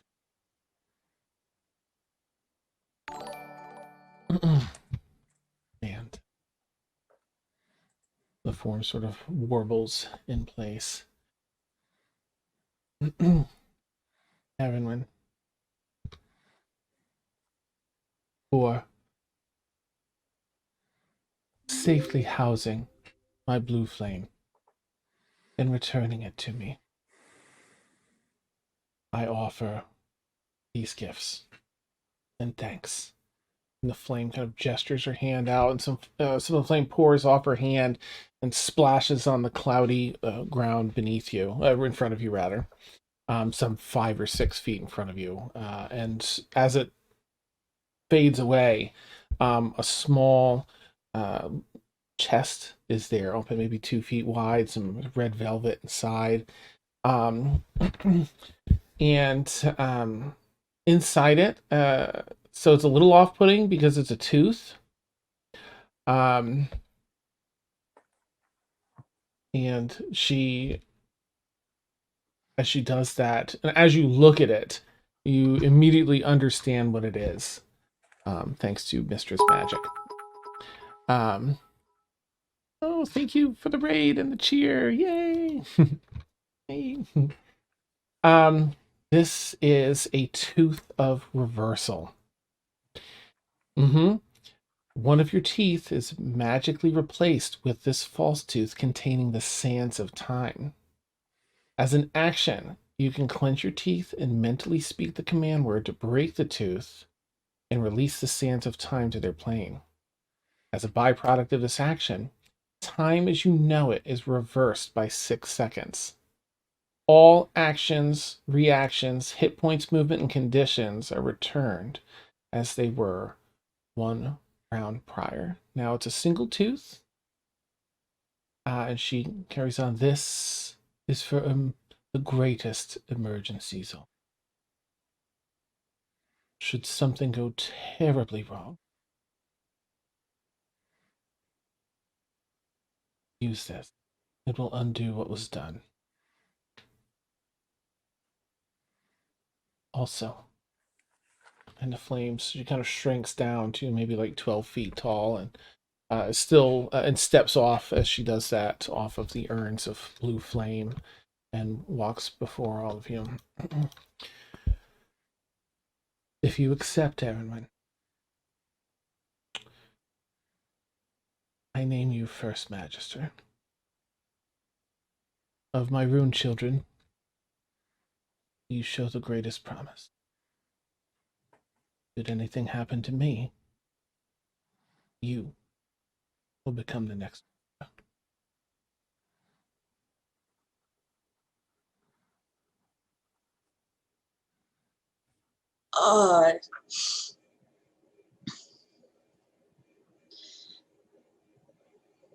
You know, I'm dating a paladin of Helm. Is that going to be a problem? No. The past. Sure. The past, yes. Then yeah, sure. Fine. That's fine. Very well. will return you all to your teleportation spell progress. Please know that's here, and I will be with you. My magic will flow through you as long as you continue to use it. And you have the thanks.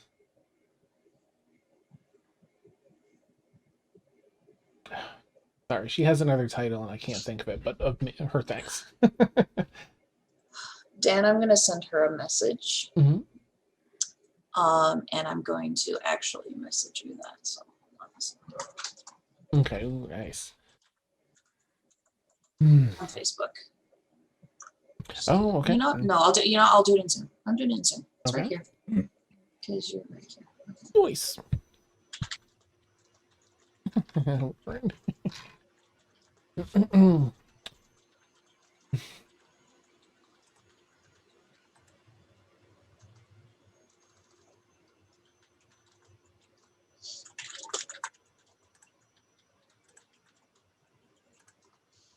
Okay.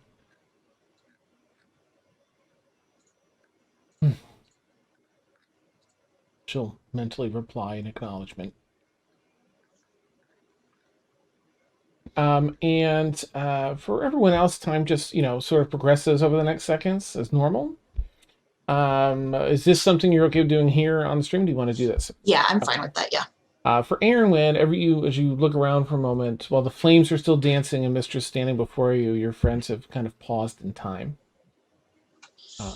She looks, yes. Just 2 questions. Can I meet the other rune children? In time. Okay. And I know this isn't usual for sorcerers like me, but is there a spell you can teach me that would take the burden off a friend of mine? I want to learn how to cast sending. One more. Yeah, I feel really bad. I use his spells all the time. She takes a few steps forward and her height continues to shrink until she gets down to her, oh my gosh, what's her name? The little girl version of herself. Oh. Caelynn. Moonsong, right? Okay. So down into the little girl version of herself, Caelynn, as she's been reaching her hand out, she shrinks down, boop, boops you on the nose. Thank you for the donut. And sending now. It takes the same spell slot and everything as a wizard would. What? In here. Mm-hmm. I'm writing that down in fancy letters on my list. Nice. And she turns to walk over to the chair and just sort of speaks as she's walking over with everyone else still frozen. You'll meet the other rune children in time. It's in your path. Keep up the good work. She starts skipping over to her little chair. The next thing you know, you're all sort of drawn back. You all get that feeling of being yoinked through time and space again. Let's see. And then you, gosh, where is the other one? I think it was built in the basement, right, of the estate. Mm-hmm. You stumble a bit, but you're all kind of used to this teleportation circle by now. And you get that musty smell of the basement of the estate down in effectively the Underdark, almost bordering the Underdark.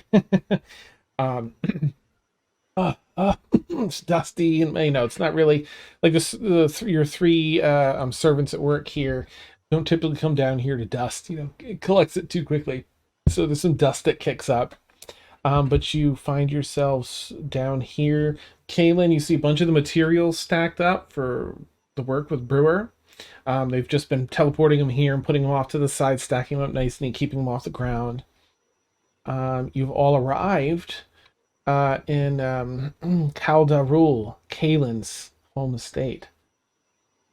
The basement. Dan. Yeah. I'm gonna have to go because I'm like super tired. Oh, Beth. Okay, no problem. But I will see you guys all next week. All right, take care, Yep, bye, Beth. So Beth. great Good to have night. you here. Hearts. Me swapperooey this, and I think. Oh, I guess I'll have to change a little bit. That's fine. Okay, so you're all sort of standing around one another in this teleportation circle. You've all just experienced the same thing. It seems to be over and you've returned. Do any of you have anything to discuss, or what would y'all like to do? Aeronwen just grabs everybody she can, pulls everyone to a group hug. Yep. We did it. How do you Thanks. feel? Kind of like it was. I got used to the constant buzzing. So now I feel kind of like, oh, calm, at peace. I'm not glowing anymore. Yay! Does Aeronwen have a coin purse I can lift from her while we're giving a group hug? Oh, does Yes, she? she does. Oh, nice. Make that sweet little sleight of hand check. Yeah. Probably with advantage because she's hugging everybody. She has a very low passive perception.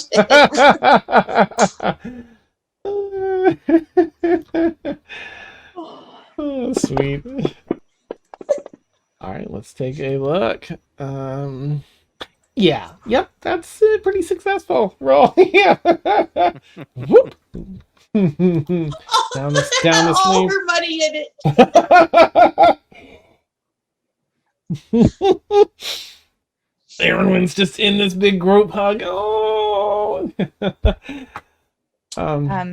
After we break from the group hug, Caelynn's going to kind of put her hands on Aeronwen's arms, and I'm very proud of you. Thanks. And thanks for helping me on that. Brush some soot off Caelynn's face on that one. Yeah, that was That's yeah. That's one way to put it. kind of reminded me of the time we brought Mort back through the time door. Reminded me of a few things. But The time we brought Mort back through the time door. yes, yeah. Well, is it lunchtime yet? I don't know about you guys. I'm hungry. Well, let's go and see if there's anything in where are we at? Are we in the estate? You're in or the so we're in basement of the teleportation? estate. Okay. Mm-hmm. Let's go upstairs and see if there's anything in the kitchen. Check in with everyone. Well, I'm happy to buy lunch, and I'll take Aeronwen's bag of coins and toss it in my hand a couple times, and then toss it back to Aeronwen.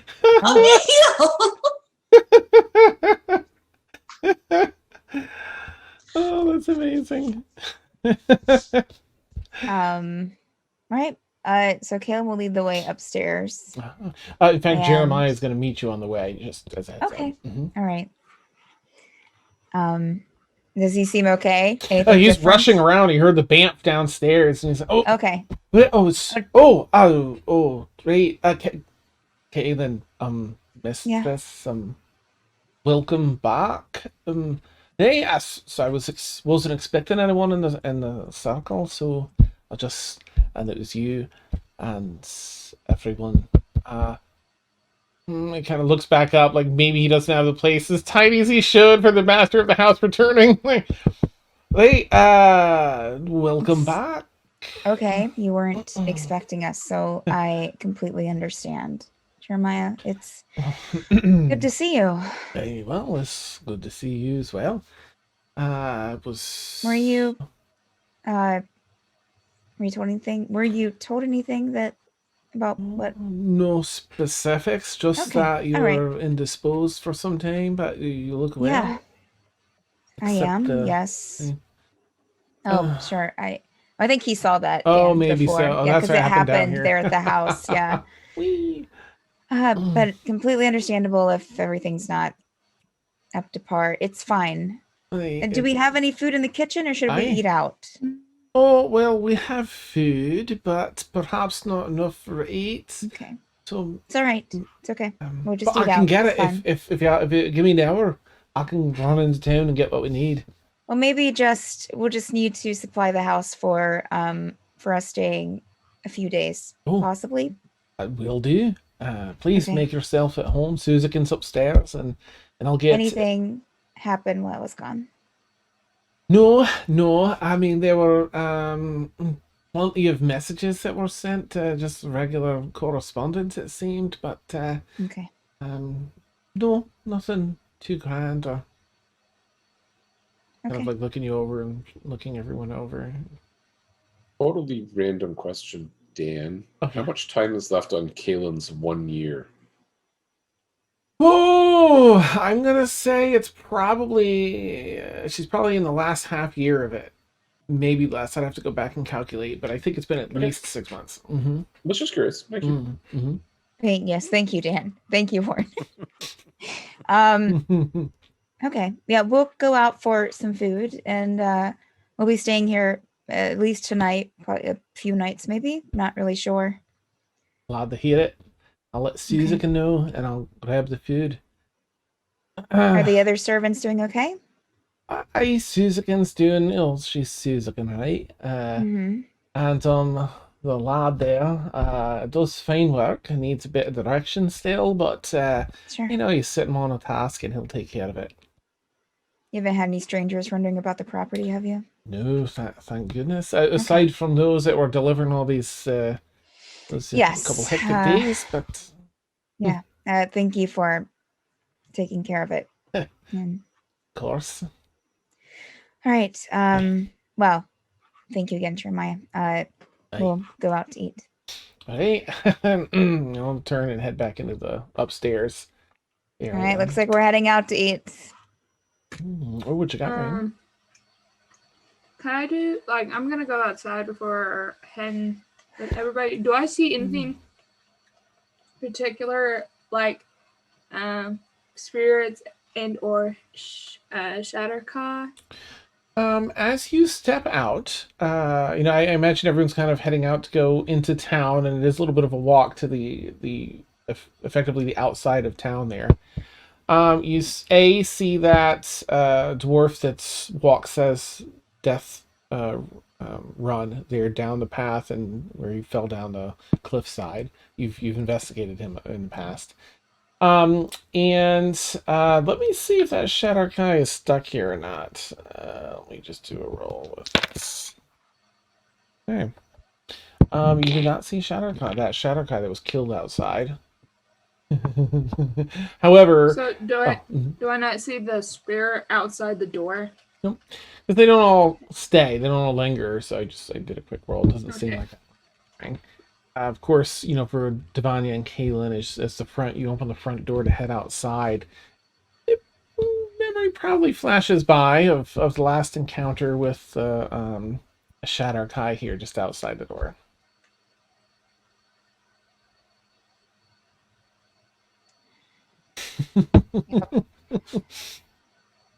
Great. Good times. Good times. Raina's gonna put their hood back up, realizing that their hood was off through the whole Mystra encounters. Oh, okay. Right. So if y'all have anything you want to do at lunch, let me know. Otherwise, I'll say you're able to go in town, get some lunch. Caelynn, you get, of course, interested looks as the new what was it, Glinsom Borinth? I forget. I have to look it up. But the new, member of the ruling council here is back. She's definitely keeping an eye out for. What happened? Oh, Mariah. She said she was having internet problems. Okay. Okay. That's right. She's definitely keeping it out for Garton, of course. Oh, he was locked in the. Y'all locked him up for his crimes. Right. He was locked in. He's in Roger's hold. Yeah. Right. Sucker. As we're walking, I'm gonna walk by Mort and just kind of nudge him, say, "Hey, guess what? Guess what? What's up?" So, Mort, you'll be pleased to know You won't have to cast any more awkward messages for me anymore. What? Mystery taught me sending. Wow. Well, okay. I'm So now I won't very waste all your humbled. spell slots anymore. Thank you. I'm very humbled. I mean, of all the things you could have asked for, I mean, that's pretty special. Like, If I'm going to talk to my boyfriend, I'm going to use my own spells. You know. good luck with that. He does have a tendency to drag things out. I It's know. called out. Oh, that's amazing. Why, what do you mean? No, that's awesome. Just wanted to tell you. Thanks for your help with the magic and everything. Oh, I can't think of anyone more deserving. You've gone through a lot. Thank you.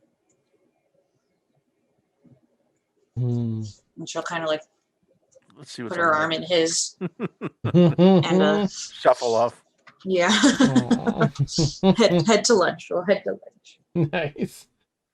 Yeah, all right. Otherwise, you're able to have a tasty lunch and, of course, find your way back to the keep. Caelynn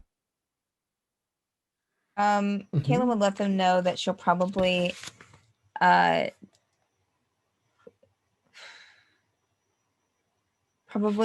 late tonight head back to like use her ring for the teleportation circle to head back to the keep. And because she still has to get Brewer there. Okay. So she'll head back that night via her teleportation ring and then come back the next morning with Brewer. All right. I assume you tell someone at least, right? Oh yeah, she would tell the party. Yeah, she's telling the party like at lunch that's her plan, that she would leave late that night. If anyone wanted to come with her, they could, but they're more than welcome to stay at the estate. Okay. And yeah, she'd probably ask Mort. Mort, would you mind if I took the carpet with me? Does the carpet go through teleportation circles? Okay. Yeah, anything on your body or possession. Would you be okay with me taking it so Sure. I could have it? I do require 500 gold pieces deposit for it. I can do that. I'm kidding. You're smart. Nice. And then when we're back at the estate, she would actually she would just let them kind of. I mean, how's everything look once they get back to the estate? The estate, I mean, it's set up nicely. By then, Jeremiah and Suzukin have gotten the place, tidied up with the other young'un that doesn't have a name. And food is fully stocked, even up to a week out or so. For plenty of meals. There's rooms for everyone, of course, because it's a large estate. So I think everyone has rooms picked out already, but there's plenty of single rooms for everyone.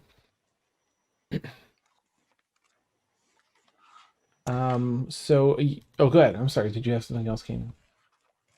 Did I interrupt you? No, she would just try to have throughout the day, she would try to have a conversation with Susan, and just to make sure that they're doing okay. Just a face, showing, how CEOs come back, come through the office every once in a while and talk to the employees just with a little conversation. That's how, Caelynn's just asking how things are. And she'd probably even try with the unnamed one as well, the young one. Okay. I mean, you get relatively caught up with everybody. It does seem to have just been, humdrum business until the past few days that have been really exciting because so many people have been coming through. Sorry, unless I missed part of what you were saying. I was uploading your pictures. So many people have been coming through as of today. With the materials that you were sending. Oh, through. right. Okay. I was like, wait, what? What? I'm sorry? Yeah. Nice. Sweet. I'm just for use, just to make sure it's okay. I'm plugging in your images. Is that okay? Oh yeah, that's fine. That's fine. Neat. Reference material. Evening Deontay. Okay. Yeah, so you're able to get all that set up. You return to Uh-huh. the keep in the forest so that you have a nice night, with Fenhold as he is in the room. And it's it's obviously tough as he's clearly on the verge of shutting down. Um, you see, you have the time tonight. What else do you have but time as the night passes by? You see all the different wounds. I'm picturing a romance novel where you're like dealing the wounds on his body and stuff, but he's got that big chunk ripped out of his rib cage, the chip in his warforged heart, the scorching from the damage, and seemingly there's a number of places where it looks like blades were chopped and slashed, and different types he's relatively immune to most magics, but you can see some of those after effects of some magics on his clothing and that. Just looks like he's been through so much. But at some point, you're able to sleep. Everyone's able to sleep, and the morning comes around, and you return with Brewer in your arms because you're super strong. Should we get Aaron to help her, like, get him on the carpet okay. and to the teleportation circle? Okay. You return to the estate and Khal Daruhl. Breakfast already being served upstairs with everyone. You have Fenhold on the carpet. All the materials here in this area. What would you like to do with Fenhold on the carpet? She would go and get Garrick. We should probably let everyone know that that's what she's going to be. That she's probably going to take. That she has Fenhold here. That she's going to take him over to the forge. Ask if anyone wanted to go with her. Given her knowledge, Dan, how long does she think that this will take? Let's see. We're talking like several days or hours. I feel that you've spent some time with the Raystar Forge. You have the materials. It'll probably take a long day, like a 13-hour day, between crafting the body and then that vital process of moving his soul. Okay. She would let them know that if they want to come, that they are more than welcome. She could use the help around the forge because it's going to be a very involved process. But they don't have to come because it will be a very long day. And they can walk back and forth. How far of a walk was it, Dan? It was like out a couple of hours, right? From the estate to the forge. So she'll just kind of remind them it's a safe walk, but it's just a long walk. So, if they want to come back, maybe pack some rations if they come along. Maybe Caelynn would even pack some things from the kitchen that wouldn't spoil in a bag, just so that they can eat while they're there and not have to come back and forth. Yeah. All right. I'm familiar with some of the tools. I could help. Appreciate it. Mort will help, and occasionally he'll cast Bigby's hand to help with the equipment and the nice. Thank you. all the supplies and all that. She of course looked at Garrick specifically. I think you'd find it interesting, at least. Oh yeah, let me get my tools together and the essential supplies for a long day's work. A 6-pack. Yes. Of course. Yeah. And then as soon as she had everyone together, she would that wanted to go, she would pack up some food and head out with Brewer on the carpet. Okay, so I have Emil, Mort, and Garrick going along with Caelynn. So I have Devanya staying at the keep, Aeronwen staying at the keep, and Rain staying at the keep. Or, sorry, the estate. She would let the ones staying there know that absolutely make themselves at home. And if they need anything that they can't find, just talk to Jeremiah. Or to is it Suzakan? Mhm. Suzakan? Yeah. I can't do normal names, sorry. Right. Can Susan do it? Susan can. Yeah, Suzakan.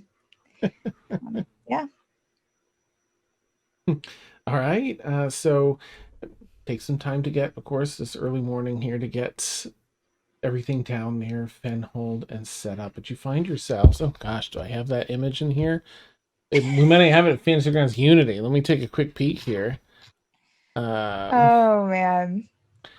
We've got all of these Stellarias, but I don't think that we have. Maybe we'll have a more congruent image next week too. Maybe I'll sketch something out. But oh, nice. All right. But you find your way down to along the river bend there and into that big opening with the Wraithstar Forge. This piece of you remember the lore probably. So this wonderful Wraithstar Forge. You've got your hammer kind of arcs a bit as you get near the forge. And you're set up in place. A Spirit of the Forge emerges at 100 feet tall from the wall there. I haven't not seen you there for a while, and now something's going on. Can I interject something? Yeah, Can we please. say that when they were out yesterday that Caelynn would have stopped somewhere to get some clothes? I guess so. You're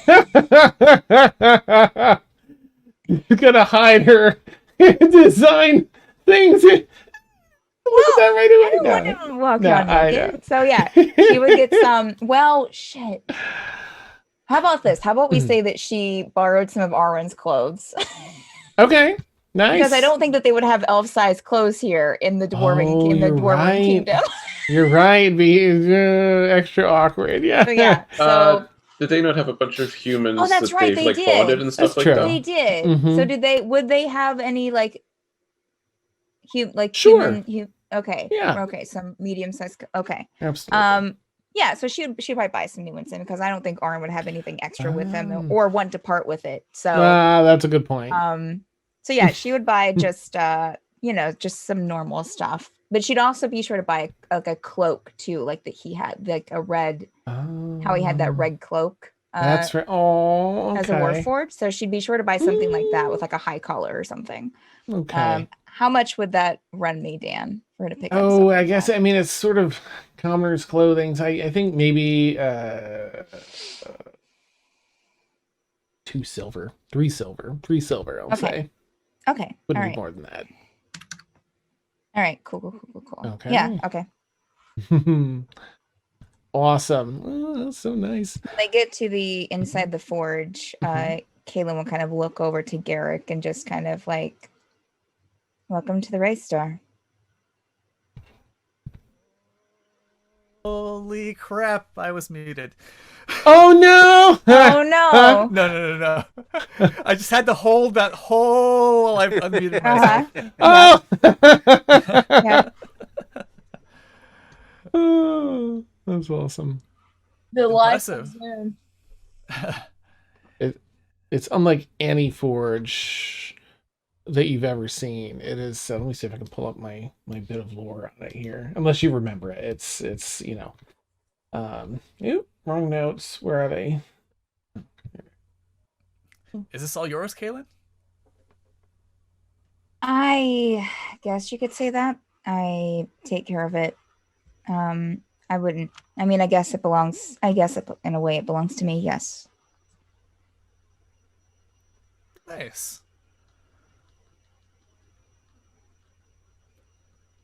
I don't have the lore. Sorry. When they get into the actual forge part, maybe she'll even yeah, she'll just kind of like show him around. Like, it's not that big of a space, but show him around and like the different compartments and that sort of thing. And yeah. Okay. Nice. All right. This has, I forget, like some essence of the sun or the sun god or some massive thing drawn into it and put in this forge. And the engineering around it is just next level. It's sort of, well, almost literally out of this world. So,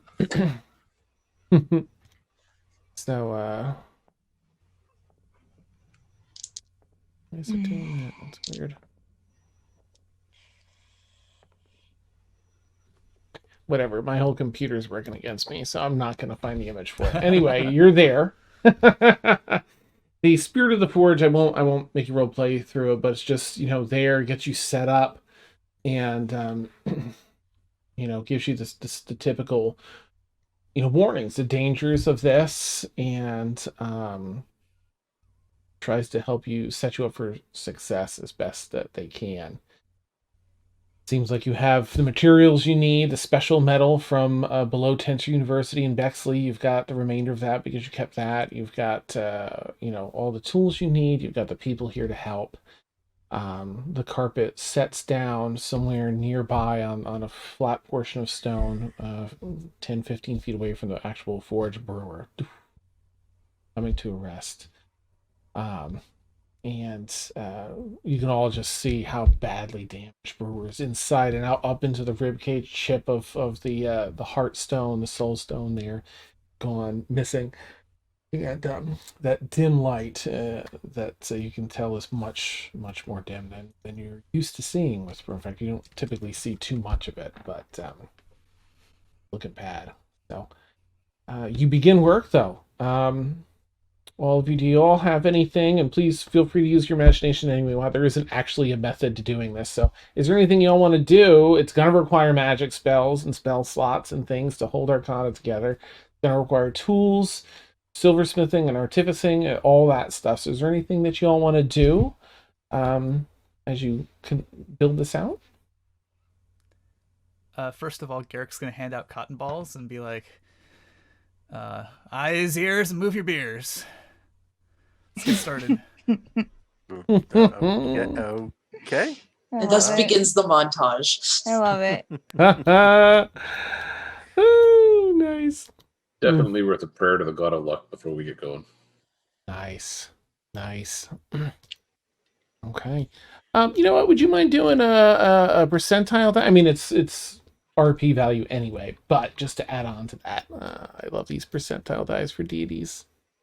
And I will roll to see how close you get to what they roll. Oh, the dice! Yeah. Go to the vault.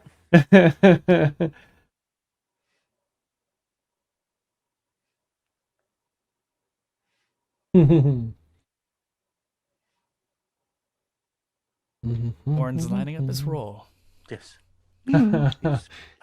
If he gets this right, it could mean that 66.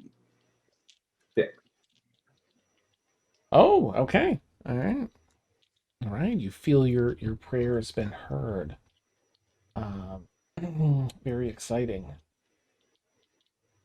So, what you're looking at, I'm sorry, let me actually get this switched over here. To our other views, you can see some images. You get the first bit of the plans here. Fenhold is sort of like the musculature, the bus. But this is wonderful. I knew I shouldn't have sent that image to you. I knew it. I won't share it if you don't.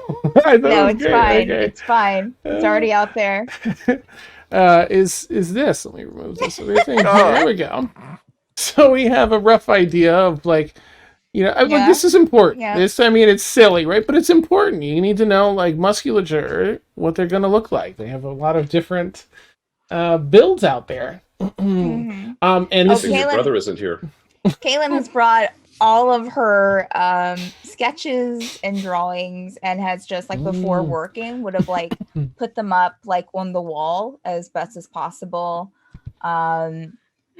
Maybe even like spread them out on the floor like where she's working around her so that she can just look down at them. She's literally able to build her own person.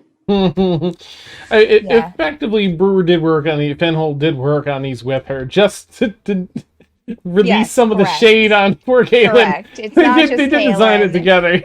creating a boyfriend. It was a joint effort.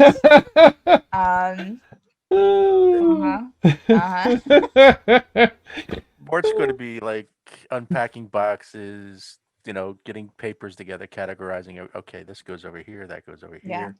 Yeah. He'll walk by the drawing and he'll whistle and just. Nice. Caelynn will have like numbered all of the parts and along with the diagrams that she has. Oh. If you look at her, she's extremely focused. Will help keep everything organized Hmm. and probably looking a little bit nervous too, I'm sure. Yeah. Very nervous. he remembers the first time. So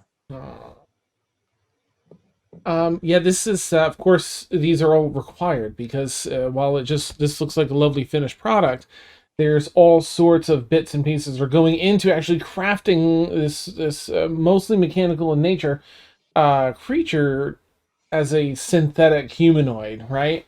So it's highly detailed work. There's so many jokes, but I'm so awesome because I'm behaving so well. any like help, any like assistance, like of course I know Garrick doesn't have any like experience with working with Warforged, but anything that he wants to like ask about or like help with, like she's more than willing to like help out and do that. But like yeah, usually when people say hard abs, it's kind of a metaphor, but okay, I can see where you're going with this. Caelynn will definitely blush a little bit, but like, well, I just want to make sure that the body's functional for battle. Yeah. Work. That's amazing. Yep. A little bit of her brother coming out. That's awesome. We continue. You say love is a battlefield. Yeah. Yep. Blush. Work. Oh, it's beautiful. You're sort of putting together like a bit separately the different pieces, the arms, the head, all three legs, and just kidding. And then you put it all together. I'm gonna ask for, let's see, we have such an amazing crew here. Emil and Garrick, if you can roll each with advantage because you've all really come together for this, and it's fun role play so far here. So with advantage, roll your respective, I guess it'd be dexterity based checks with your proficiency modifiers because you're using your tools that you roll. Oh my gosh, nice.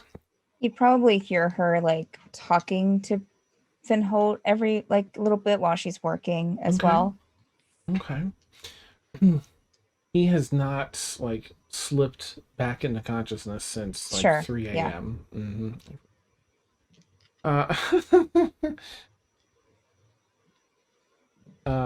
Okay. So you get through the skeletal piece. You get through the musculature. There's amazing rolls from both Emil and Garrick. Caelynn, you have to you have crafting tools here as well. And can you please do the same? Make a dexterity check. So D20 plus your dex mod plus your proficiency modifier as you're doing some of the fine tuning for this. You're getting the whole skeletal piece put together, and you're working on some of the musculature. Is that just a straight roll, Dan? Sorry, with advantage. You have advantage. Oh, okay. And don't the tools, because you have like masterwork tools, don't they add to your roll as well? With your crafting rules? Dan? I don't know if... I guess, Caelynn, right? This is a mastercraft thing. Yeah. All right, so get that roll and then add 5 to it, please. Because I remember when we found this, you mentioned that specifically. That's right. It's a good point. A lot better. That's a... And 30 total. Okay. Nice.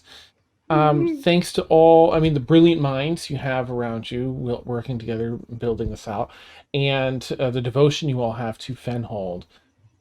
focus is this amazing hyper focus. Everyone's working really well in tandem or together.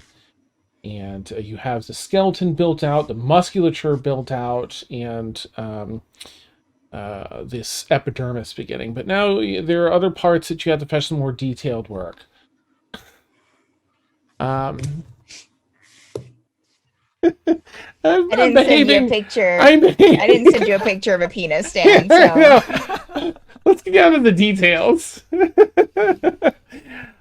So you get a couple images here, which I'll just put side by side, so you have a rough idea of this appearance that you're crafting. Is that good? The viewers can see that? Okay. I want to make sure.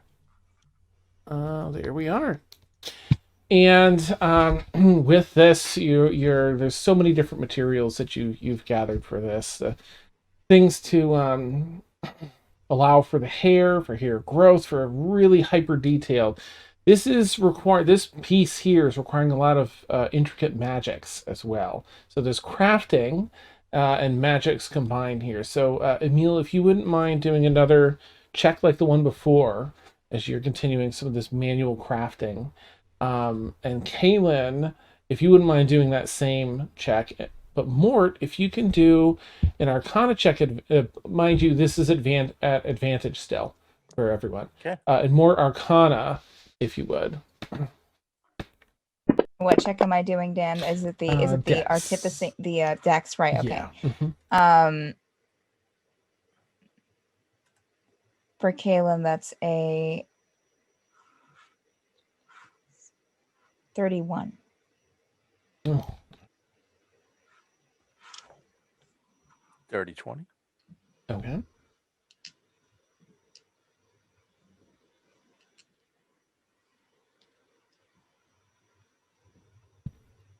Oh, right, you did it in the tower, probably. Ooh, wow. Jeez, you're on fire. So I don't, I try to keep it a little bit secret, but that's a natural 20, Emil, so I can't keep that secret. It's too good. Natural 20 plus 80? Plus 10. It's a 30 for Emil on that. That's very If exciting. I was trying to craft and not be seen, it would have been higher. But Oh, yeah. Okay. True. Stealth crafting. I really love that. So hours are going by. You're chiseling away these bit by bit. There's little bits of welding. There's all this magic now that Mortimer is casting and putting in, carefully crafting to not waste any of his arcana, but still put in all the potential that he can into these spells and weaving this together, because it has to live and breathe with this magic. We get to see, started early, a couple hours to get down there. You work until it's almost dinner time, probably close to 6. I'm gonna say maybe 7:30 now. You're getting to the part where it's a little after dinner time, but B, I guess B is dinner time. A is that it's almost time to move the Heartstone from the old Fenhold's body to the new one.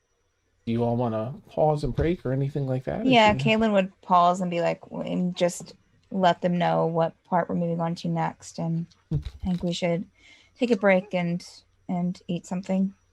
So she'll break out the food that she brought, maybe even like a bottle of wine. And pour some water from her alchemy jug.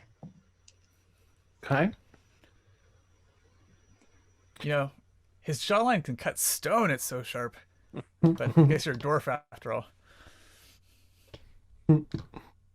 Flesh.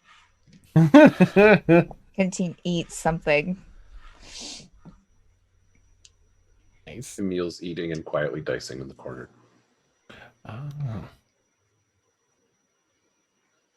Mort's eating, but he's also double checking everything. Just,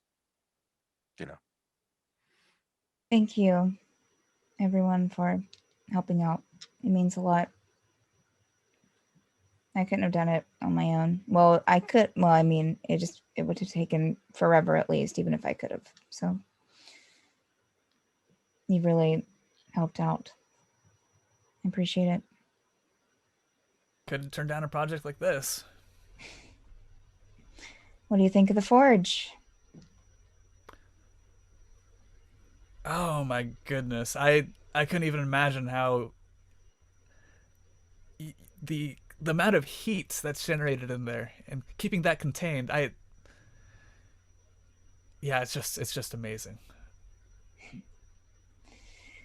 I just ask that you don't let anyone know that it's here. What forge? Thank you. Yeah, she'll kind of like see if we can do something. She's going to stand up, Dan, and just kind of look around the forge like she's done before. Are you here? Talking to the spirit of the forge or whatever it is. Yeah, so of course you're in this huge cavernous space, and there's this one wall, right? This thing pushes out of, and the stone takes form. 120 feet tall form, and it's like maybe its torso and up. As it pushes forth out of the stone, and it just looms down over the space. Caelynn will bow as soon as she emerges. They emerge. Greetings. It's been a while. Yes, greetings to you all. You aim to use the forge's power. Yes. And she kind of motions towards what they've been working on. I'm going to be, next up is transferring the heart over to the body. The most delicate part, of course. Yes. Correct tools, seems. I think so. There's some damage to the... Yes. This... Oops. Maria had to head out. Harm was hurting her. Okay. Oh, yeah. All right. This will need repairing. Wish this to be sick. If you wish to increase your chances. Sure. I know that I have another heart. Did we use the other? We didn't use the other heart with Aga. Did we use it for Aga? No, I thought he got one. Didn't he find one? Well, in the tower? I think so. So you have one, but as you know, it has a soul inside of it, right? Yeah. Okay. How difficult do you have the ability? Do I have the ability to fix it? Yes. Together. Okay. I can assist you. That crystal is only in small part crystal. Most is soul crystallized. Are you willing to part with a piece of your soul to mend the chip? Yes.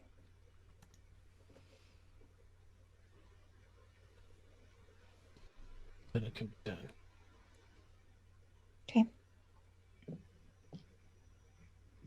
This might not be pleasant, but it will be quick.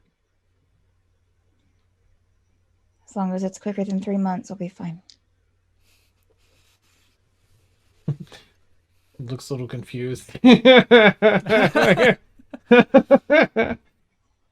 Then lay upon the forge your creation. Rest the She hand will on do. the chest. She will do so because Caelynn does whatever she's told to do. Step inside this coffin. Dan. Yeah, she'll do it. Okay. It pulls it, a huge arm out of the wall. How was Mortimer feel about this? He's like, shit. Yeah, or Mort and Emil, just how are y'all? Going with it. If this is what he's familiar with the Mm. the guy who watches over the forge, so he Emil's a gonna- big believer in taking gambles, but ones where you know what's going on, like where you planned it out, and this feels like a very planned out moment. So this is almost a holy moment for Emil. Nice, right? The luck. Okay. So she gets on the forge beside the body.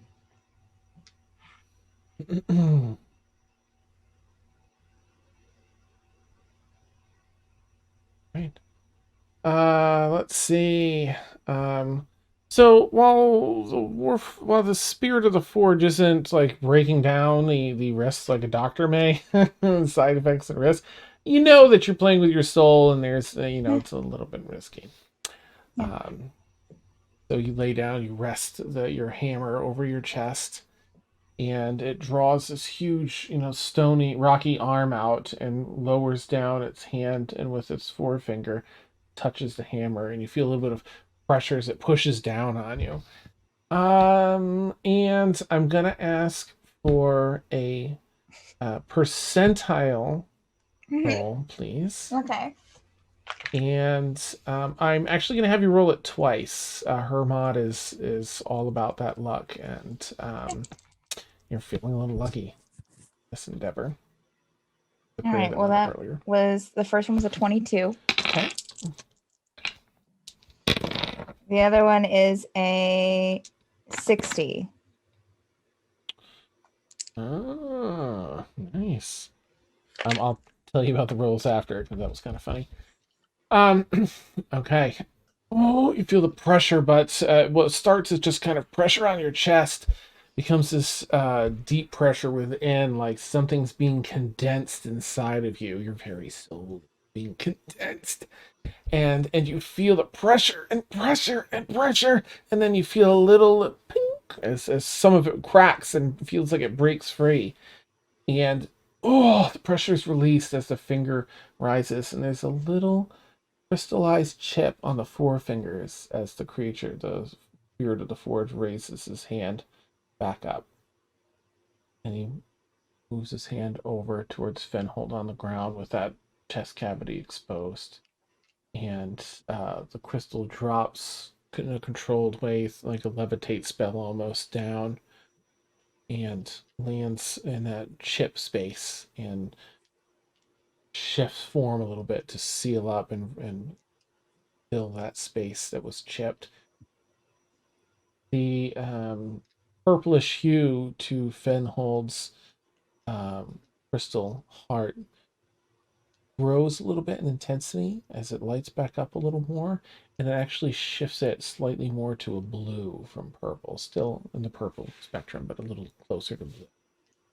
Now combined with a piece of your soul. Oh, it's a little hard to breathe right now. Your heart's thumping in your chest and all that, but you're good to go to stand up. Caelynn, how are you doing? I'm okay. Fine.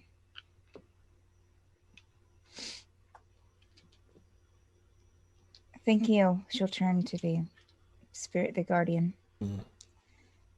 Thank you so much for everything.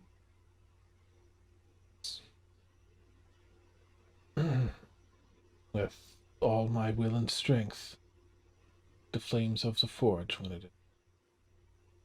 Thank you. Kind of Homer Simpson's back into the wall. Mm-hmm. Yeah.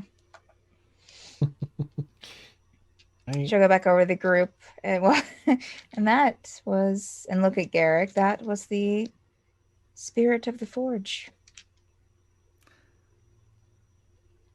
Yeah, impressive spirit that is.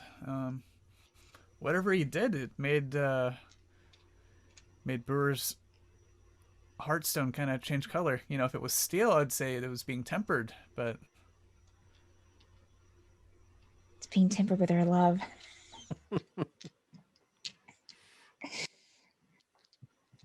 Just kind of nod. And are we ready?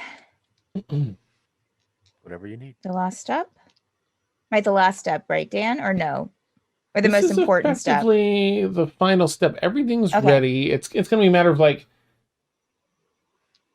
closing up. You know, once this is put inside that chest cavity, just closing them up. So that won't. She would, of course, like put a cloth over the body where, you know, so it's not just there. You know. Yeah, you know what I mean. And it's there. So yeah, just like in their faces, you know. It's and she would get everyone to start the thing. I was going to say the ritual, but whatever. Yeah, it's sort of a ritual, right? Sure. Yeah. No. Stop. Garrick checks the hydraulics one last time. Yeah. Raises a little bit. Yep. Okay. Yep. We're good. Thank you, Garrick. Nice work. That's awesome. Oh, if only we brought Aaron along. Oh man.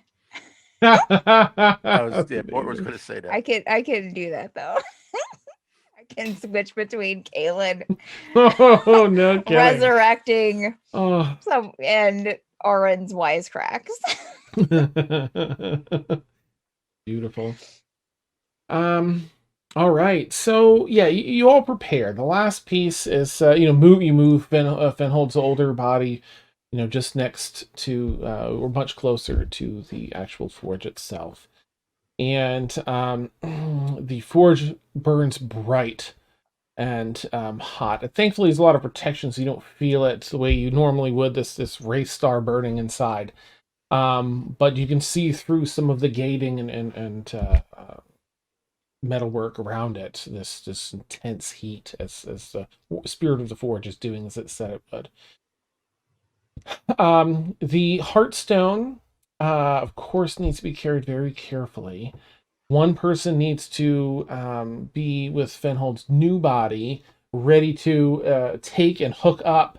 Not that there's cables or anything per se, but it does need to be seated in and the space held open. So 2 people can carry the stone. 1 person can carry it if you want to be like not safe, but if you want to be, since there's 3 of you there, 4, right? There's 4 of you. So what are we gonna do with another person? Okay. Oh, you know what? Mort, there's definitely gonna be magic needed for this to connect in an arcane manner, connect this crystal with the body and disconnect it from the old one. So you'll have a couple checks disconnecting and reconnecting. 2 people to carry, 1 person to hold the space open with Fenhold's new body. Who wants to do? I guess who wants to hold it open? I can hold the space open. Okay. All right. In that case, I'll just ask Emil and Garrick again, each with advantages. I'm positive you're being careful. Oh, sorry, Emil. Did you have something? Nope. Okay. If I can have Garrick and Emil with advantage roll dexterity checks as they carry the crystal over. And Mort with advantage. I know. Can you make an Arcana check, Mort, with advantage to separate the crystal? Oh, thank goodness. You want to see Caelynn angry? Go ahead. 3 19s. Everybody Caelynn go will wreck 19. you. Oh my gosh, no kidding. That's incredible. So all 3 of you rolled a 19. Of course, that gives us a 23, a 20, and a 30. But that's really interesting. And Garrick rolled a 19 and a 1, and it dropped a 1. Emil rolled a 20 and a 4. And Mort rolled a 20 and an 11. So that's really good. That's good. Heartburn coming back. Nice. So Mort, you kind of connect to the arcane webbing and network that's holding and binding the soul stone, heartstone, to the Fenhold's body. and you disconnect it and sort of put it in a little magical amniotic sac. You kind of hold it, protect it, nourish it as it's being moved. You can feel the difficulty in maintaining this. As soon as you disconnect it, it's already draining a lot of magic to hold it. So thankfully, Emil and Garrick are very nimble and dexterous and careful as they carry the crystal over to Fenhold's new body and hover Garrick it had over. quickly set up a hoist to help with the carrying. Nice. Move it on over to Fenhold's new body. Caelynn, there's really no check here, but your hands are sort of like the back of your hands are holding the cavity open, and the crystal, they set it down in your hands to lower all the way down in place. You're putting in your hands, you hold Fenhold, and you're lowering it into the body. You're taking his heart back. Mort, can you do one more Arcana check with advantage to connect it into the space, please?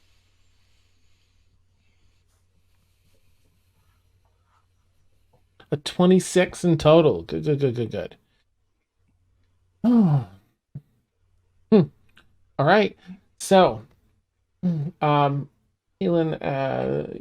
as you lower this into place and you feel Mort's work taking hold and it's reconnecting to this new body, you are just you have these images impressed on you of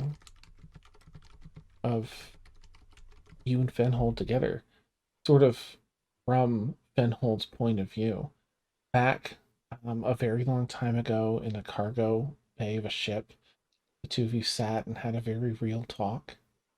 One of the first that Fenhold had with a person is someone treating him like a living sentient creature instead of a scary robot. Where you shared some, frustrations and feelings you were having with in your life at the time. And he had shared that he didn't have a name, he didn't know who he was, and you reassured him in a number of ways, and you just feel this gratitude and this this little seed of care and love planted. And then you kind of move forward through time with other conversations, tableside, him like eating bread at a table and looking over at you as you laughed at a joke.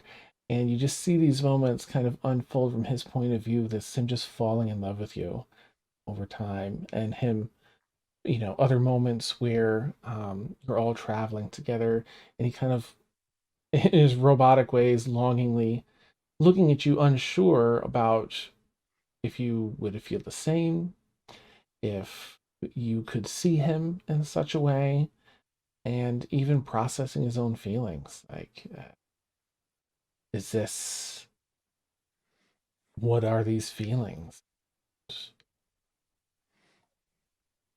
Him going through a life kind of being treated as though he doesn't get to have those feelings, challenging himself. Like, I have these feelings.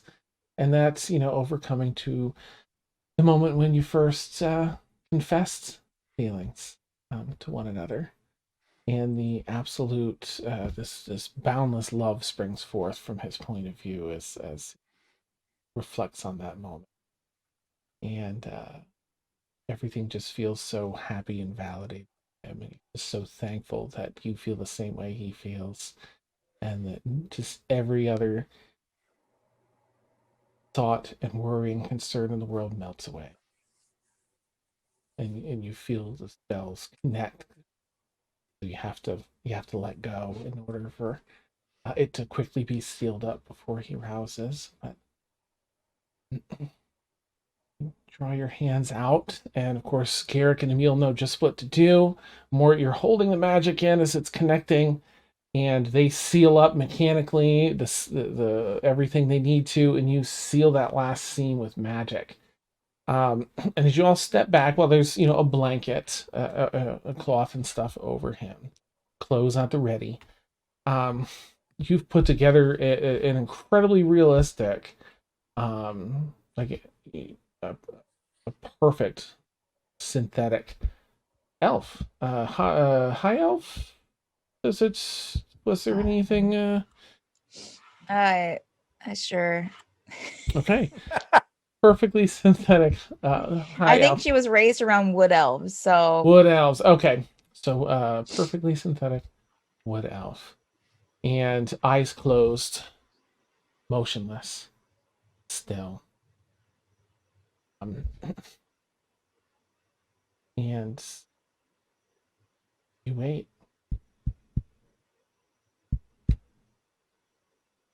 Caelynn, for you, as you wait in relative silence, this cave has never been this quiet. There's a river coursing by, and it's never been this silent. And you can hear her heartbeat, chest. She waits. And slowly,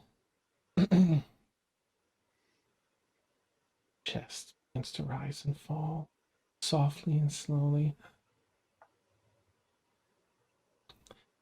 And eyes begin to kind of meekly. Fenhold opens his eyes. The first thing he sees is you. Round. Emil.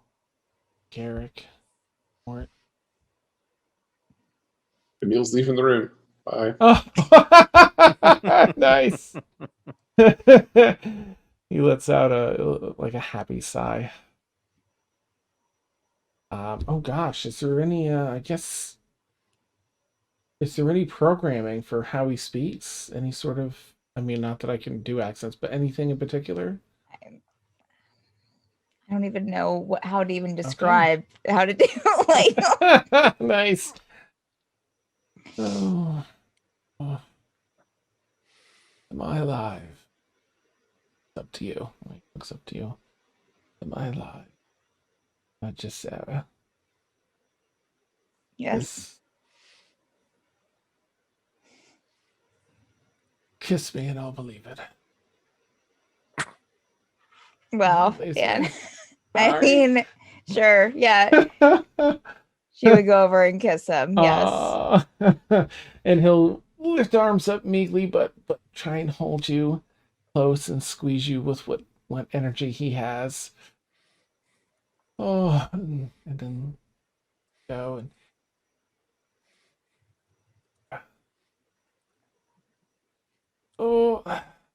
and he's trying to get up, but still a bit meek. Oh, you've all done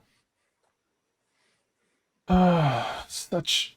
Is this? I feel so light, weak but light. He looks at his hand. Oh, you're in a new body, Finn. Is this the one we designed? Yes, it is. And you see him extra happy, and you see watery eyes. Brewer has watery eyes. Yeah. Oh, Sarah. And, I'm so sorry. oh, wait. Kind of pushes the hair back. Well, why? Why sorry, Jascera? I was part of the reason that we.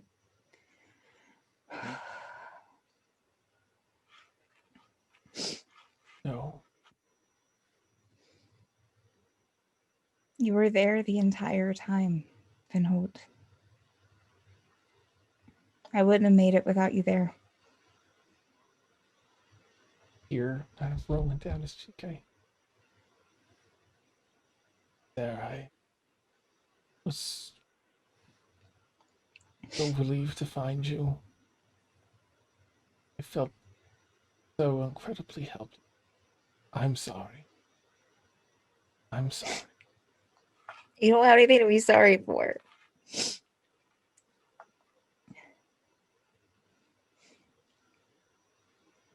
I'm just glad to see you alive. We just, Sarah, what can come between us? She'll give him a hug again. Hold you close We'll squeeze back. You will always be with you. Thank you.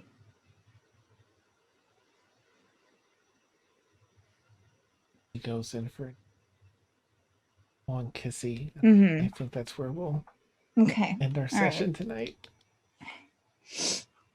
Fenhold's back, and you just see Fenhold. Damn it. It was so beautiful. All right. Well, I'm just going to keep us on the battle layout so we can continue to look at Fenhold and his glory for our viewers. Oh my goodness. How beautiful. Now I'll switch it back over because it's easier to do my stuff in the other one. What a jam-packed episode. We had so much going on. We had all of our Mystra fun. Mystra returned to being, which is incredible. Let's see.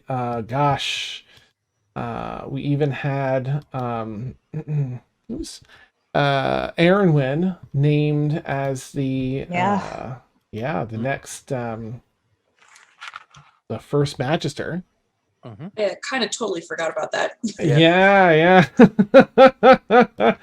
It's been a hot minute, and then we got back.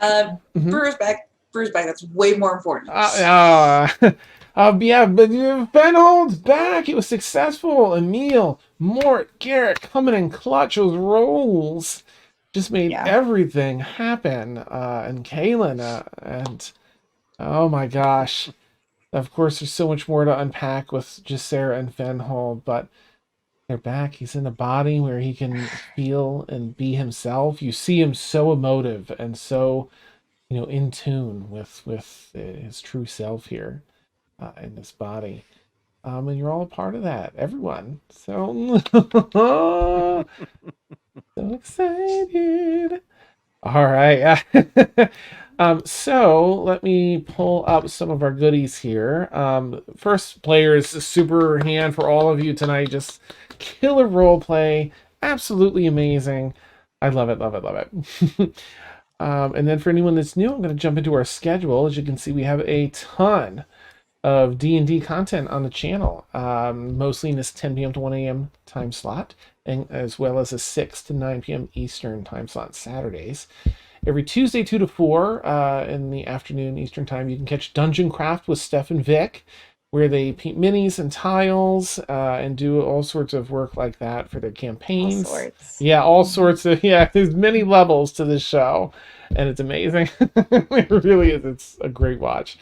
Great hangout session.